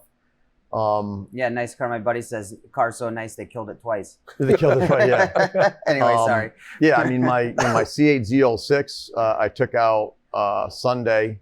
I've had it for a year. I think I just broke 1,150 miles on it, which is pathetic. Some of this has just been the transition, moving up here and getting situated with a new house, whatever. And then I got my Z06 race car, which I bought brand new in 2006, C6 Z06. The car I brought home, and my buddies asked me what I was going to do with it. I'm like, I'm not going to do anything to it. Now it's completely, 6-second certified cage in it, twin turbos hanging out the fenders. And it was another car that really hadn't been on the track since 17. And the build I had to get the build to a point for moving up to Georgia. And then when I got up here, we just stuck it in the warehouse. And I just picked it up out of the warehouse like 2 weeks ago to start sniffing at it. That car's got a pretty nasty Holley install on it, but I got a pile of fuel tech parts for it. And for me, as much as I want to get out there with our customers and get out there and have fun with it, that's a test bed for me for the FT700 to really work the shit out of it. Same reason why we talked about, you buy your own cars for development. And, the fuel tech stuff is still, they're adding new stuff to that stuff weekly. It's that new of a system. And I think to be able to support my roles here at Vengeance with calibration, if you can work it all out with your own car and you can spend time on a Saturday on the dyno with it and make it all work, you're just providing a better product to those customers that are coming in for the bigger builds. So we were just at that event in Rockingham. Yeah, we saw you guys down there. And you get a little bit sentimental because you want to be out there with a car. And, for me as the calibrator and had been the shop owner, it's hard to go out there with your own car and do shit because you're babysitting all the time. Right. And then how many cars were you guys supporting at Rockingham? 6, maybe 5 or 6. We have 9. Yeah, with some of the street cars. Some of the lighter guys don't require much, but we're one of the few shops in the country that go out with the amount of heavy hitters that we do. It's nothing for us to show up with 5 or 6 bottom 8-second cars that require a shitload of effort to keep them going down the track. So if a guy runs 950s, we're like, cool. If you need anything, let us know. That's cute. Yeah. Well, if you have as many cars as that and you're in a lot of classes, you would be busy. Although we did notice there seemed to be a lot of downtime at that event. Well, that's racing anyway. And this. Well, I think Nate does a really, really good job with bragging rights, the way he structures it and organizes it. Mm-hmm. He's trying not to lean on the cars with back-to-back rounds and make it an enjoyable event to be at. Yeah. And that's something a lot of promoters don't focus on. So I give him kudos for that. For us also, we've kind of become a very well-oiled machine, and we're very fortunate that our team, man, we go to the track, and if you tell a guy to swap a transmission on his back in 100-degree heat at most places, you can't pay that dude enough to do that. And at Vengeance, man, we have people crawling under the car fighting to get to the first bolt. We got a great, great team of people here that they love what we've become, and they understand that to remain what we've become, we have to continue that level of support and legacy, and they embrace it. It's crazy the amount of effort that we'll go through at a track to keep people on track. If you guys were up there, we swapped differentials, we swapped transmissions. We had a guy show up with the wrong lug nuts and studs on his new 4-link that he had done at a local chassis shop. Not catastrophe after catastrophe, but running at that level, shit breaks. You were working. Yeah. And the guys were just killing themselves, man. You know, it's a cool thing to see. It's really rewarding that, you know, the teamwork and the camaraderie that comes out of that, the customer appreciation for getting them down the track and going rounds. You know, it's not cheap for those guys. They got to pay for the event. They're taking time off work. You know, they're paying for lodging. They're paying for some level of track support. You know, they're spending thousands of dollars out there. So to me, it's in our best interest to make them have the best time they possibly can, while keeping my guys off of suicide watch and embracing the opportunities that are there, you know? Mm-hmm. All right. So from a business perspective, how do you do that? That is insanely difficult for any shop owner to do, is to get people that want to work. And at that level, like we came in here, me and Dan were talking about this. I'm like, these guys are getting shit done in here. Like there was no lollygagging, nothing. Like, how do you do that? That's no easy feat. I mean, it starts with the hiring process. Okay. And I've unfortunately learned the hard way. I think with Howard being here the past year and a half, I really spent a lot of time building the positions around the people, because I could help them out in life, or, hey man, you'd be great at this. We can do this. But hiring the right people is the start. Okay. You know, and that interview process, a lot of my civilian life has been heavily based on my days in the 75th Ranger Regiment, where, you know, if somebody tells you to jump, you don't say how high. You're already in the air before they finish the word jump, and there's no questions asked. So trying to find a person in the civilian sector that's never really experienced something like that is difficult for sure. But explaining to the guy, you know, if they make it through the interview process and there's somebody that's worth hiring. I mean, step one, we do a trial. I don't hire anybody without a 5 to 7 day trial in the shop. You can work for another LS, LT shop in the country, whatever. You're on vacation, you got COVID, I don't care, but we're not hiring you unless you come in here and work and show us you can back up what you do. Okay. If you make it through that, which is an 80% failure rate. Really? Oh, absolutely, man. Howard can attest. We had a guy that lived in Alaska and wanted to work for one of us. And he was moving to the Continental and ended up at Florida. Told me he liked the beaches and the location. I knew it couldn't have been Howard. We're both assholes, but he liked the beach and whatnot, But yeah, we've both dealt with a lot of people that make big claims that they can't back up. So what's that look like? What's a claim that hasn't been backed up? I've wiring. Wiring's a big one. just ability in general, and it's Howard ran his shop the same as we do, so it wasn't really different for him. But the people that I've hired, I don't necessarily think they were trying to bamboozle me. Okay. They just didn't realize the level that we operate. As you listen to this episode, you may be wanting to take a shot at learning how to do wiring yourself. If this is a skill set you're looking to add to your toolbox, our partners at the High Performance Academy can get you started. Whether it's the fundamentals or for motorsport applications, they've given Minnoxide listeners a 55% off discount code to get you started today. Click the link in the description or go to the partners page at minnoxide.com. Be sure to use code MINNOX at checkout. Let's get back to the show. Okay. Your average car goes to a speed shop and it kind of like disappears for months. And if the dude decides to return a text or send an email and let you know where he's at on things, you might get some communication. Otherwise, when it's done, and the bill is the bill. Here, we have a very structured scheduling procedure for the production shop. We pump out 1,000-wheel cars with 2 weeks on a rack and a week in calibrations. So you come in, you make your deposit, you've got a drop-off date 2 to 3 months later.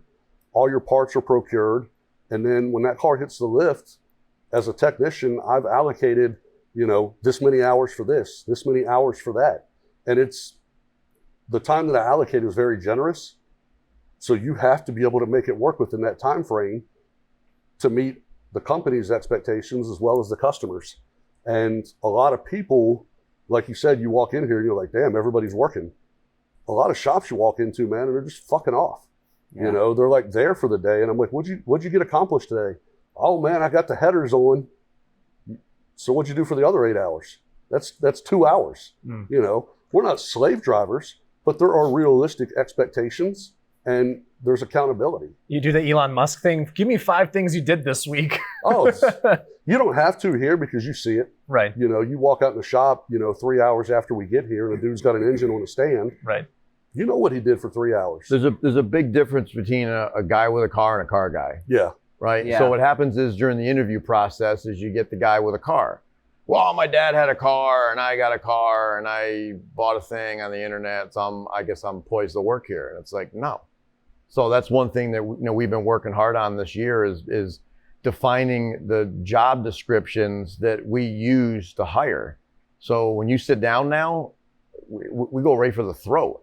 You should, yeah. And you should, and then It's again, time consuming. and I think I got to give kudos to Ron over the years of trying to be compassionate with people and trying to find the good people, which is good. I mean, I'm not dismaying that, but from a business standpoint, you have to be able to sustain the job role. So now when interviews happen, it's like, this is what we need you to do. Here's 20 items, let's say, right? And the guy can get through 18 of them. We might be okay with that, but we've talked about it. We've laid it all out. And then there's detail on that. So they're either going to walk out of that interview going, oh my God, I oversold myself, or they're going to be like, man, I understand what I'm getting into. We understand what we're getting into. So that's a big business component that I think a lot of shops don't put into their repertoire because they all came like we started. Guys building a car. We didn't go to business school. I mean, myself, fortunately, I've had the fortune to see in other businesses to suffer through having to learn things. And then I brought all those into Redline and I'm bringing those things up here. And I'm enjoying working with Ron with those things because I didn't invent them. They're just business 101 that we lose sight of. And I think a lot of tormentation that we take as business owners, and I've seen him take, is because you got the wrong guy for the job. Doesn't make him bad, right? Doesn't make him defective. He's just wrong for us. So how do you get around that? So, we're doing a better job of defining that and trying to, treat the place like it's a business, which is a hard thing to say because it is a business, but you need to treat it like a business. Well, step one's hiring right. And that's the biggest obstacle. Once you hire right, you got to do what it takes to keep people. It's no different than what we touched on earlier with customers. Doing the right thing when something comes up. You have to know that there's a guy 5 miles down the road that's willing to pay him 50 cents more an hour, and he's willing to go. Got to give him reasons to stay. Okay. So is that pizza parties or what's the? I wish it was that fucking cheap. Yeah. It starts with the place you work at. Right. A good work environment. It's clean. It's Air well conditioning. lit. Air conditioning. Hey, you know what? I offered it. I was going to buy air conditioning this year, and the guys, we got the big ass fan over there. Yeah, over there's like air moving pretty good. And the guy, typically over here the dyno's going, so we got all the exhaust Right. fans, so it's breezy too. But giving them a clean, well lit, professional environment, the reputation goes a long way. People want to be here. They want to relocate from Texas, Minnesota, California, whatever. I've got a guy right now that's working on getting his immigration paperwork to come up from Brazil to join us. I love how you mentioned all the shitty states, but I don't know. Yeah.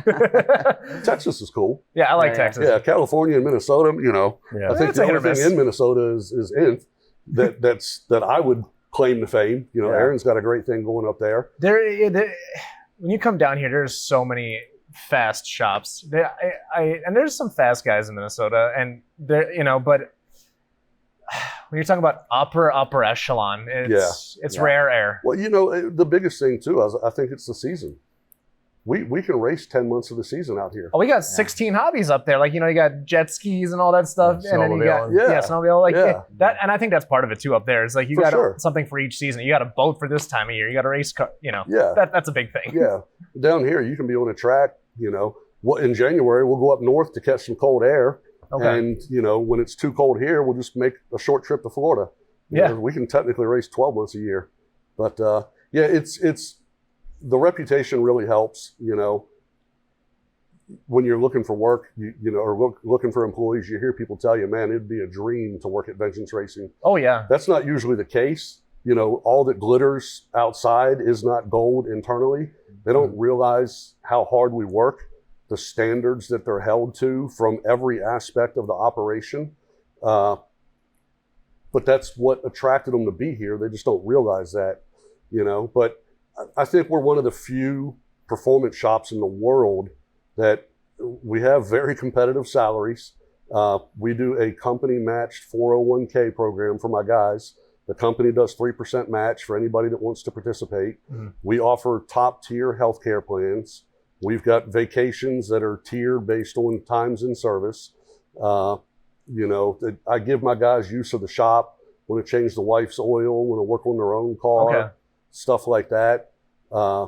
And one of the bigger things, if you can find the person that appreciates it, I've always ran this place that whatever you're doing, I don't care if it's in the engine bay, under the dash, behind the fender, the wiring, the plumbing, the execution needs to be indicative of the car leaving here and getting taken apart by another shop. So you really, if you have pride in your work, but you're working for an asshole that's just trying to make money, they usually don't work out too well, and you're having to shortcut things and do things half-assed to get the job done. Where here, I'm all about showing off your capabilities and what you can bring to the table and what our company offers to the consumer, and I want it done right. It's from every aspect, from how my invoices look to execution on a build to calibration. It doesn't matter. Mm-hmm. We have a standard to achieve, and if we achieve that standard, that gives us the ability to continue to beat on our chest and be proud of who we are and what we do. So, people appreciate that. Is the market big for those people? No, it's not. But if you can find them and, build that relationship, it's very rewarding. And I've been fortunate. I've gone through a shitload of people over the nearly 20 years in business. Probably 70-80% of it was my fault from hiring to begin with, because I had too much faith in their abilities, which is why we started the trial programs and all that. When did you start that, by the way? Probably 6 years ago. Okay. I actually, he still works for me to this day, and I love him to death. But I hired a guy, I won't say his name, and I won't say where he came from, but he was from a top tier shop in the country, about 12, 14 hours away. And he was their lead technician.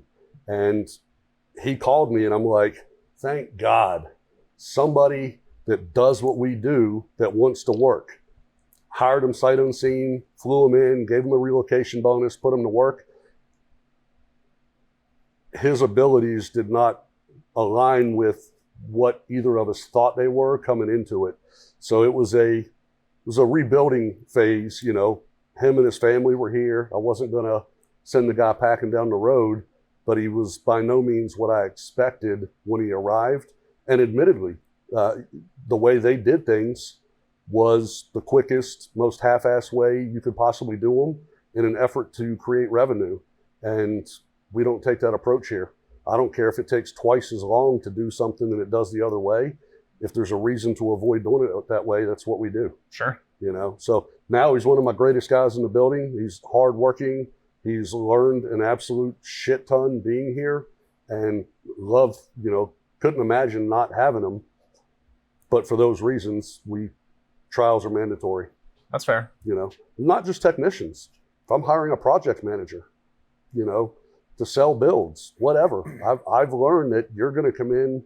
My standards are somewhat abnormally high, but I've told myself I can't waver from them, because that's what has created the brand that we have. Well, you see that with a ton of businesses. Like either the owner's no longer with the business for whatever reason, or some people move around, or the right guy leaves, and all of a sudden, within 2 or 3, we talked about this off camera, I can't remember with who, but it's like, it just starts going downhill. Yeah. And then there goes your brand, and then, oh man, those guys kind of suck lately, Yeah, the minute you change your standards, the minute the company's image changes with it, it's more of a lapsed time. But going back to Howard and I, I don't think either one of us ever actually, for a split second, considered one of us closing a business and joining the other to work together, much less the whole thought of even working together. We were always cool, we always had good conversation, but when that comment was made, yeah, right, and then as we thought about it, just the sheer amount of experience with the same level of commitment, the same quality, the same mindset, and doubling it up in one building, holy shit, this is monumental. If we can pull this off, It's not Redline in Florida and Vengeance up here. We're suddenly a mega power, you know, and everything that he's brought to the table, you know, even like the hiring thing. I don't need to be told how to run my business. I just need a good in-house calibrator.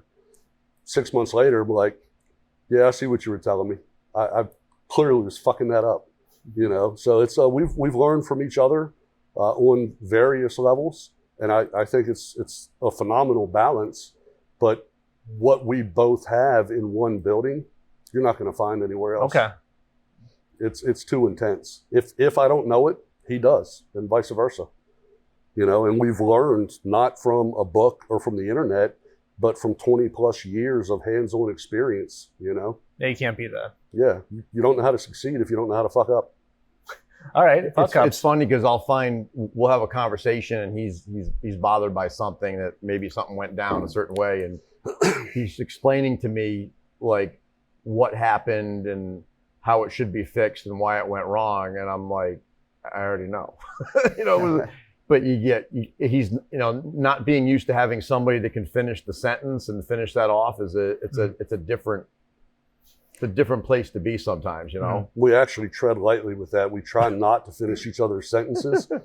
It's kind of taken disrespectfully, you know, like, motherfucker, let me finish what I'm saying before you just chime in. Yeah. But then you realize you're like, it's okay because he knows what I'm going to finish saying. Right. You know? So yeah, it's just one of those fun things. Since Redline is whatever, you guys have joined forces, who's the replacement for that? Who's your biggest competitor right now, you think? You know, I hope this doesn't come across arrogant, because I don't intend for it to be. I don't focus on my competitors. Yeah. I never focused on Redline. If I'm focused on you, I'm not focused on me. And quite honestly, if you're calling me, I'm just going to do my best to give you everything that we offer. I'm not going to reel you in. Mm-hmm. You know, if somebody calls me 2 years ago and says, hey, it's between you and Redline, cool. I would encourage you to get a quote from them. I would encourage you to visit both facilities, shake hands, meet the people, look around, figure out which one's a fit for you. Everybody's not a fit for everybody. Right. You know, make your decision the best you can based off the information you can gather. You know, and focusing on my own business has always been very beneficial in that regard. Are there some respected shops out there? Yeah, absolutely, man. You know, I mean, Aaron at Nth, we don't specialize in Vipers. You know, we've done probably a dozen. Aaron and Calvo got that Viper market on lock, you know. Fran up at Race Proven, great dude, love him to death. Different business models, but he can build a fast car, you know. I think when you get to a certain amount of time in the business, I'm going to finish the sentence for him. When you get to the level we're at, and those other shops are at as well, it's so funny. Society, the general public, has no idea. All of us work together. Yeah. Behind the scenes, he'll pick up the phone and call Sam at AMP, or, you know, whoever it is. But these top shops work together. We consult with each other. We, you know, work through issues together. We share the resolution to those issues with these other shops, and vice versa, on a constant, daily, continual basis. I'm in so many group chats with shop owners across the country, it's not funny. And his Rolodex in his phone and the paper one in his desk is so extensive with the people that he touches base with. And the general public's like, oh, well, I'm calling AMP, but I'm not going to tell AMP that I'm calling Vengeance, and vice versa. Yeah, we already know. You know, I had a guy bring me a C7 ZR1 here from California, and the guys at AMP saw the car on our social media, and next thing I know, Sam's hit me up on the side, and he's like, hey, dude, just to give you a heads up, that guy did a chargeback on the parts he brought from us that he's bringing to you. You know, just transparency on the things, you know. Mm-hmm. But that's what happens once you get past the bickering level of everybody thinking they're the best and they're God's gift to whatever it is that they do. You get to an upper echelon of people that understand that you can be the best, but there's still somebody that knows shit you don't, and you work together. Well, that's one of the coolest things I like about the industry, at least at this level where we've come past, is all the friends you've made and the people and the contacts and the resources. Mm-hmm. And it's you really think about the amount of friends that you have after all these years. They're all in the car business. They all came from some, that you've built over the years, and to be able to call manufacturers because owners, they're just regular guys, and they're sending cars to you to have work done. It really makes the industry enjoyable, and then you really start separating that pack, which includes other shops, into the good guys of the industry. There's plenty of bottom feeders out there. They're never going to go away. Actually, they do good for us, right? Because they create that delta between how to do it right. But I agree with Ron. I mean, even with Redline, we didn't grovel for work. The only marketing we did was just exploiting things that were fun that we were doing. There was never coupons and discounts and all kinds of bullshit to go. We didn't need to. We almost made it like Fight Club, right? If you want your car, we had a reason why we want to work on your car. And it sounds a little crazy like that, but it builds that relationship with your customer, that everybody's on the same page, and you're not out to get us, we're not out to get you, and we have a relationship here. But I think when shops get into that comfortable bubble, life's good. Yeah. I was in New York, and Vengeance has been here, and we were many states away, and then I move a state closer. I never, for once, ever looked at it like that. I never, like, man, we don't have enough work right now, let's try to steal something from Vengeance. Never. Matter of fact, I always enjoyed the fact that, hey, if Vengeance built a car and the guy's down in South Florida and he's got an issue and he needs help, you call that other shop. Hey, can you look at something for me? And they're not going to be down there, oh, they shouldn't have done that, and that's all wrong, and that shit's over with. And then we just don't relate to those people anymore. So competition's a funny thing right now. There's enough work going around. Customers will make their own decisions based on consistency over time, and that's just it's all about followers. Whoever's got the most followers, right? Yeah, right. They have to be real. Yeah. Got to be organic. Well, we were joking around about that earlier. You're an Yeah. Instagram sensation. If you get at least 20,000 Instagram followers, then I'll take my car to your shop. That's how it works. Yeah. Trust me, if I could count the amount of people, hey, you should build my car. I've got a huge following. You look and you're like, cool, dude. You got like 5,000 people, and you talk 4,000 about are kids that are less than 12 years old. Right. You know. Yeah. So you send them the address to the comedy store and tell them to go tell their jokes there. Yeah. Like, sir, not only am I not going to give you the products, right, but I'm going to charge you for the decal that you're asking for because it costs me money. Right. I kind of almost feel that, like, when the LS came out in '97, there was a huge competitive rivalry. New platform, badass platform. It was a lot of punching going on to get things to, like, 375 horse, 380 horse. We're over 400. We went 11.0. Now we're going 1080. It was a lot going on. And that always will continue. But I feel today that when you look at the shops that I would consider major shops right now, it's just smooth. There's really not a problem. We buy parts from shops that are making a part or a widget, whatever. It's just like, there's no issue. Sure. I just feel like it's when you get up into that bubble, it's more professional, it's more relaxed, and there's more camaraderie in the competition. Mm-hmm. So here's a question for both of you guys, and you might have some of the same answers here. Whether it's a competitor at the track, on the street, a vendor, who do you guys respect the most in this industry? Whoever deserves it. Yeah. Okay. How does someone deserve it? They have to reciprocate the respect back. Okay. We listen, if there's one thing that Ron and I have in common, is that we have a lot of pride. We've worked real hard, and we don't put up with bullshit, and don't insult me and don't talk down to me. At least I know I'm like that. Like, I just can't deal with it. So if you approach that way and you become condescending, you're just getting under the skin of somebody. Of course, that sometimes is part of competition, and sometimes it can get out of control. We've seen plenty of fights on the internet and stuff like that. But I think as you get older and you get more mature in your business, that stuff becomes, there's no value in that anymore. It's just wasted time and heat, and just go back to what you do and provide for your customers and let them have the heated battles and have the fun with it, and remove yourself from it. So, that disrespect can come from anywhere. Okay. I think another facet of that is, general misconception is, if I sell, Cooks or American Racing headers, that I'm selling those expensive headers because of the margin that's built into it, and I make a ton of money. I've never structured my company like that.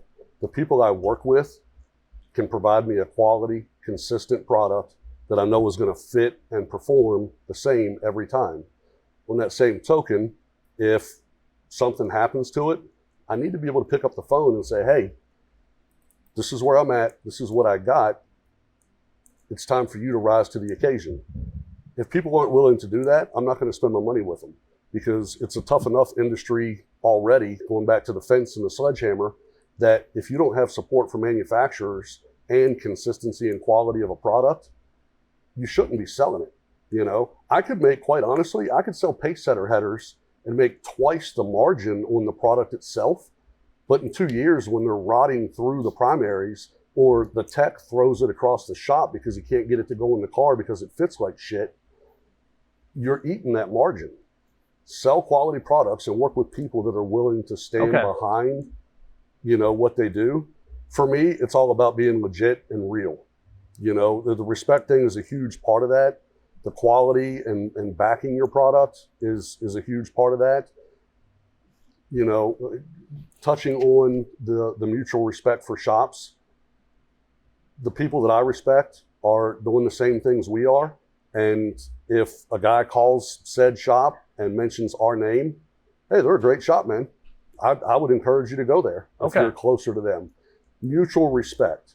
You know, if you bullshit me, you know, I have a transmission, and this is common in the industry. Anybody watching this is going to laugh and relate. You have a transmission problem at the track. You pull the converter, you send the trans. 2 weeks later, you call them both. Man, transmission looks great. Just had some converter material in it. We cleaned it up and it's ready to go. You call the converter guy. Man, converter looked brand new. It had some clutch material from the tranny in it, but we cleaned it up and it's good to go.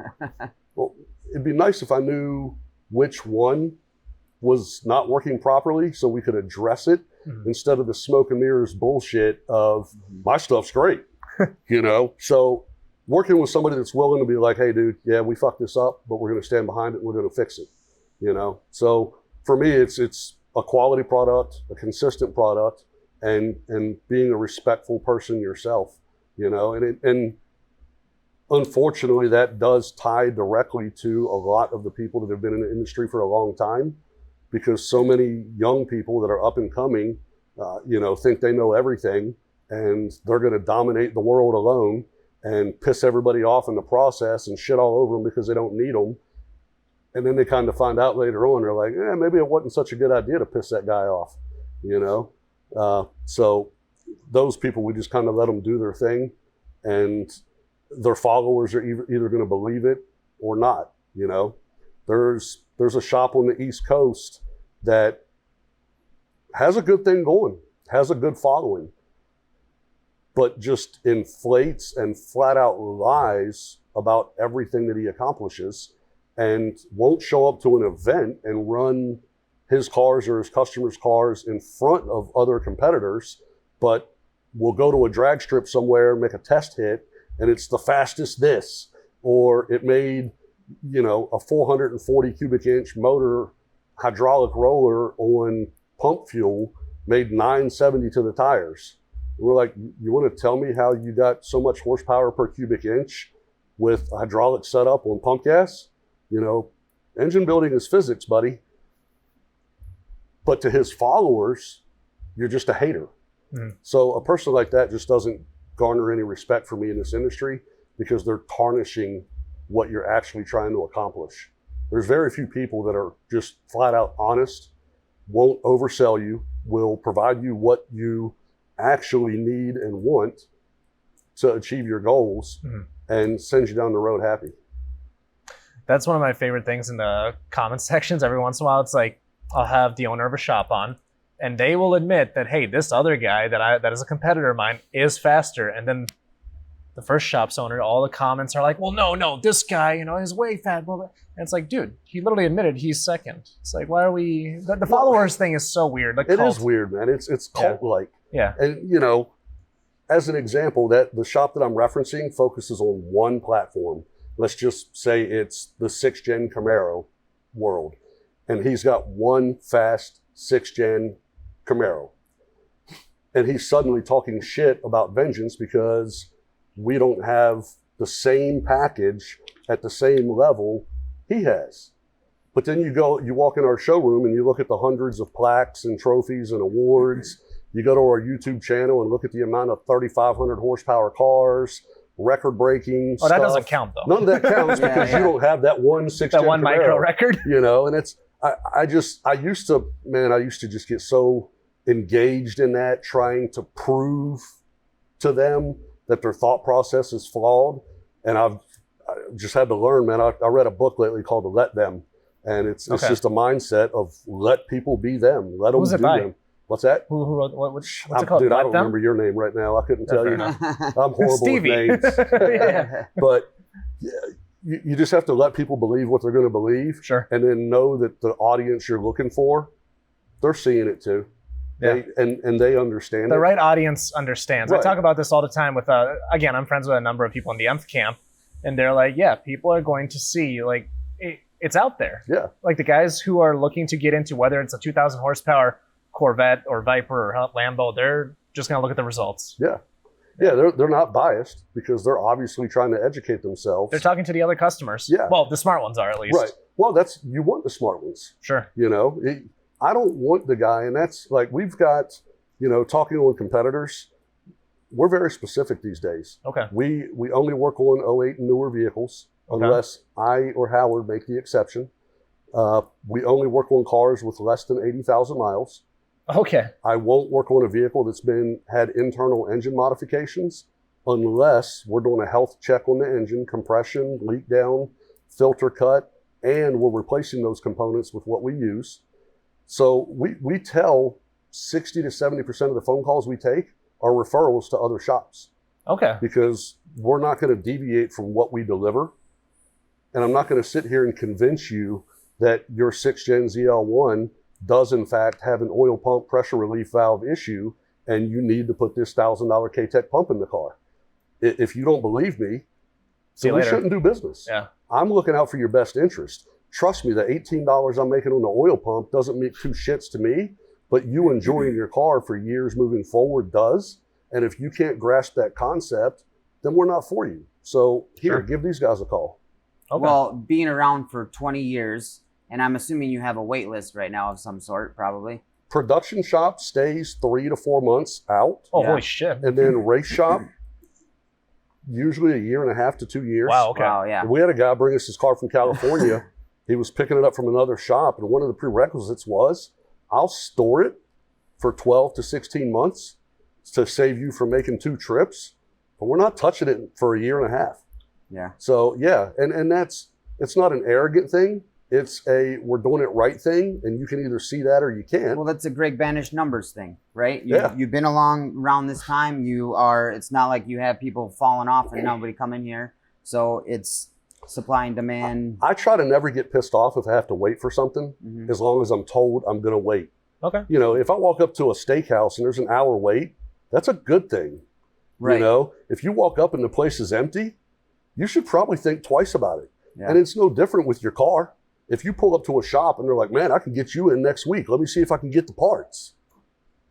You can get a guy in next week. What are you doing? Mhm. Sure, it happens once in a blue moon, but if you can get somebody in that quick, you got problems with your business model.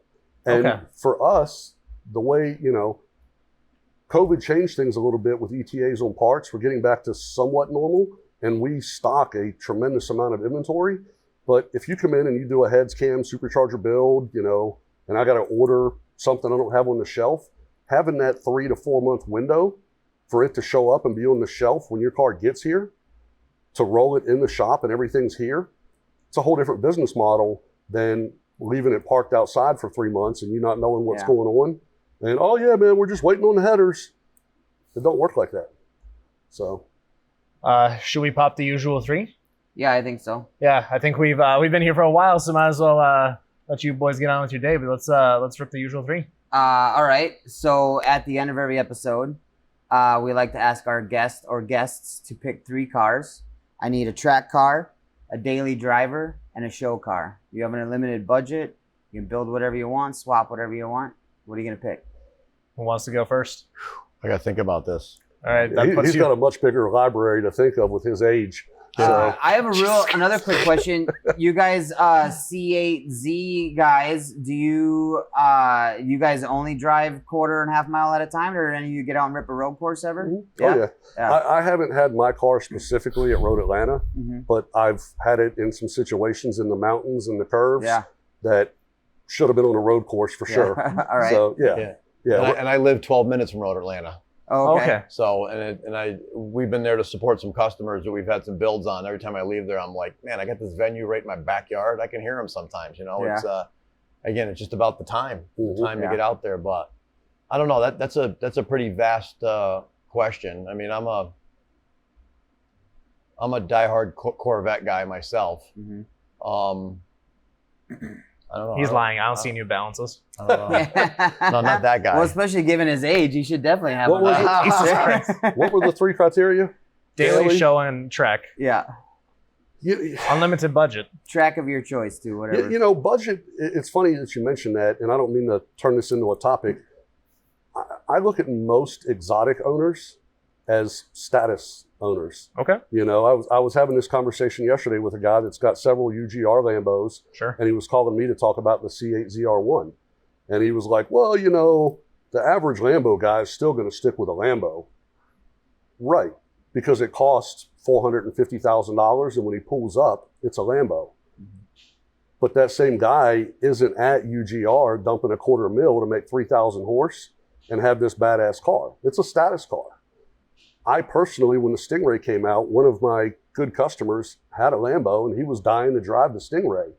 We swapped keys. I couldn't wait to get the fuck out of his car. I thought it rode like a pile of shit. You know, it was just super stiff, uncomfortable seating. And I'm like, you know, it's a swinging contest. You know, I mean, do they have their purpose? Sure. Are there people out there that modify them and use them? Obviously, you know, UGR wouldn't exist if they didn't.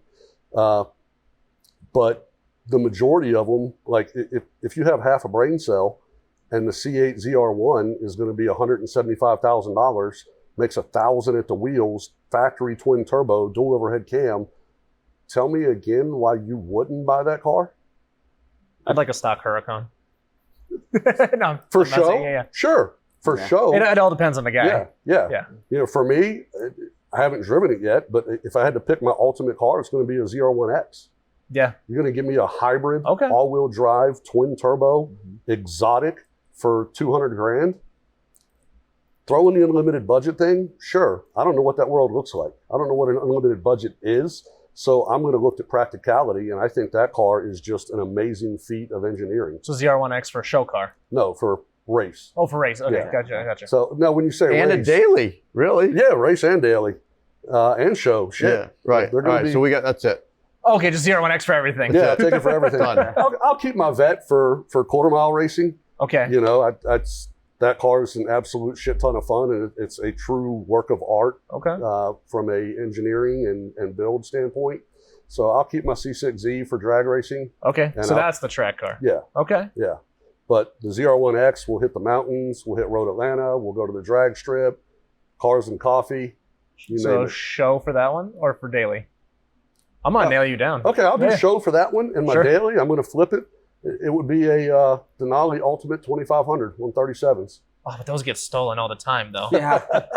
That's an inside joke. You know, because when you get old and then you pack on a few pounds like I have, crawling in and out of a vet as a daily becomes not so fun. So retractable running boards and sitting up in your comfortable truck with air conditioned seats, I'll take my Denali. So the truck does have air conditioning. Yeah, hell yeah. All right, so what about you then? I mean, says the guy that has a Denali. We'll have you on a second time. It's not too much pressure. I'm not much of a like a bullshit dreamer.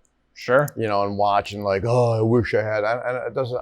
My life has never worked like that. You know, I mean. All right, so back to an '82 IROC then. No, well, that's a little pushing it. I mean, that was just that was just a pivot point of my life. But like the shit that was going through my head when he was talking about the IROC and the C4, and I'm like, God. Yeah, but again, you know, back then it was state they of the were art. stepping stones to get to where we are now, right? For sure. Yeah, like an '84 Corvette. I mean, which is the ultimate pile. That thing was bad to the bone back then, right? Yeah. You know, but Yeah, I don't know. I agree with Ron. I mean, I like where GM has done with these with the Corvettes, a car that kind of we hold tight to us for something that we've grown our brands with, and I don't mind driving my Denali Duramax on a daily basis. Sure. It works fine by me, and I don't know.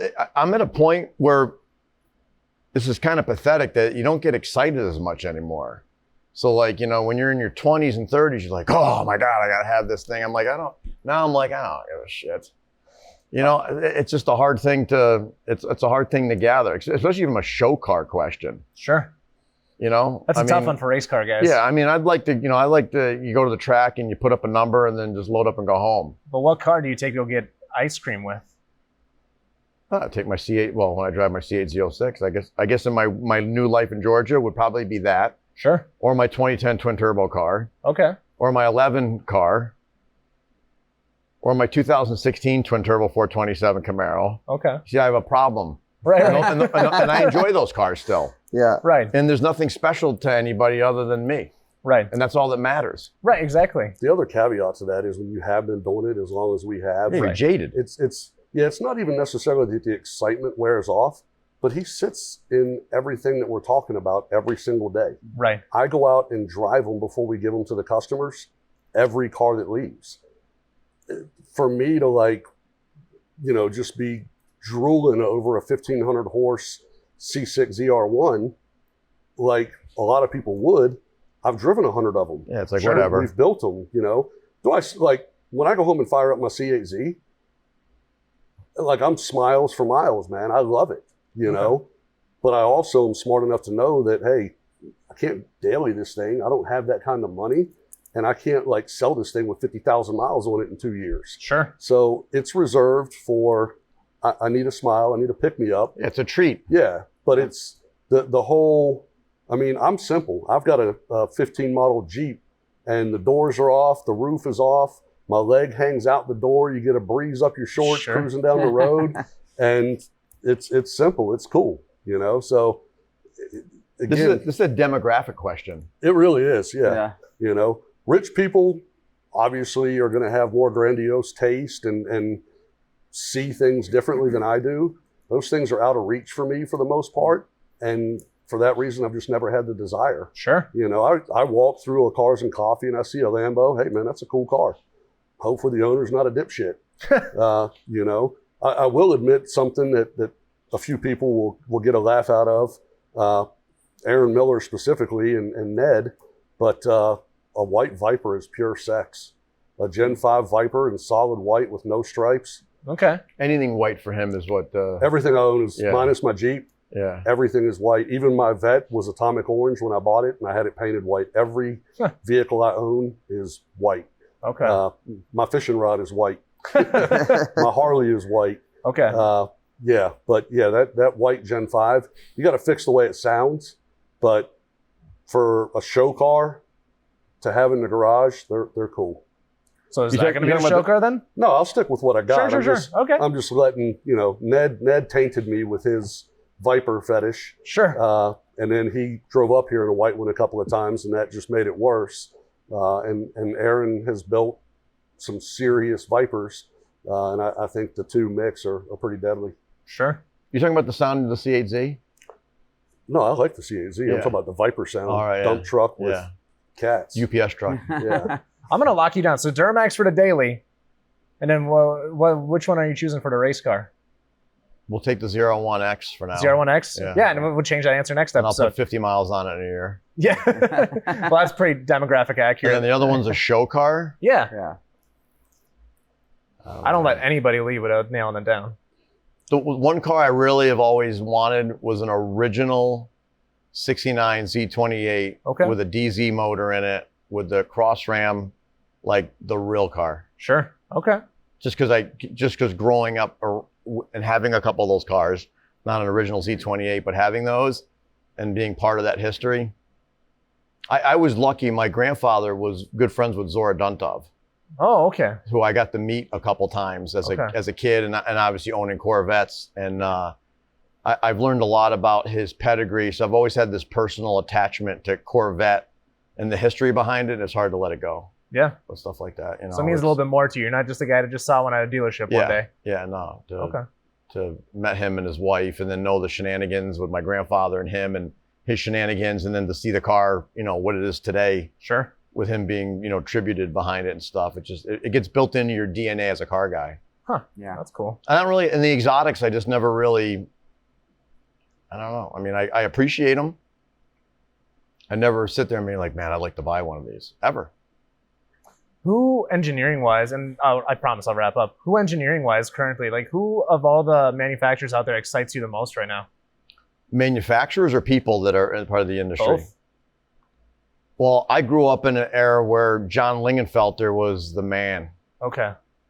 I mean, I always wanted to shop like John. I always appreciated his legacy, his engineering prowess, his calmness, his professionalism, and what he created was always a big deal to me.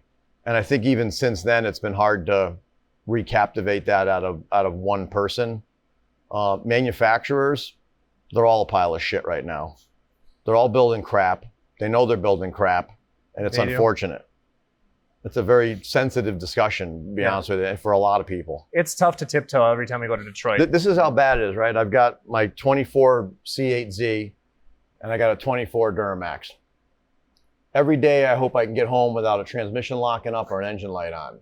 So that's pretty bad when you take your $165,000 C8Z06 out of your garage that you keep in pristine condition, and you drive it normal, and you're just waiting for the infamous engine light to come on because you know that they've got so many issues and problems. That's not good. You know, we chase some of that here. You know, not so bad in the Camaros and Corvettes we work on, but like I'm not that impressed with any manufacturer right now at all, except for Koenigsegg. Really? Okay. Yeah. His stuff's cool. Okay. I would love to have him on the show. I've heard one guy who got rid of his because he was not a fan. A what? A Koenigsegg. Oh, Koenigsegg. Okay. They got rid of it because it wasn't up to us. Like he's like Bugatti versus Koenigsegg. It's kind of like just Bugatti's standard was just so. It just when you get to that world, it's a whole different world, dude. Yeah. It's just But anywho, where can people find you guys? Here. Yeah, they can find us here at our headquarters in Cumming, Georgia. It's 241 Castleberry Industrial Drive, Cumming, Georgia. 45-minute ride northeast of Atlanta. Website is vengeanceracing.net, VENGEANCE racing.net. It's funny, we spelled it correctly instead of leaving the A out, and every time somebody reads it back to me, they spell it incorrectly. Or you can give us a call, 678-513-7105. Hit any social media platform, Vengeance Racing, and TikTok, YouTube, Instagram, Facebook, we're on all of them. Or at a racetrack kicking ass. Yeah. Yeah. Dan? You can find us at Gun It Garage with 2 N's. All right. There you go. Ron, Howard, thank you so much for making this happen. Yeah, This is appreciate awesome. it. We'll see you guys at some events upcoming here soon. Yeah. Dan, thanks for existing, and we'll see y'all next time. Thanks again for watching the show, guys. Be sure to go into the description down below and check out all of our sponsors. They are what make this show possible. It allows us to travel the country and talk to some really cool guests, so be sure to check them out, support them just like you support us, and see y'all next time.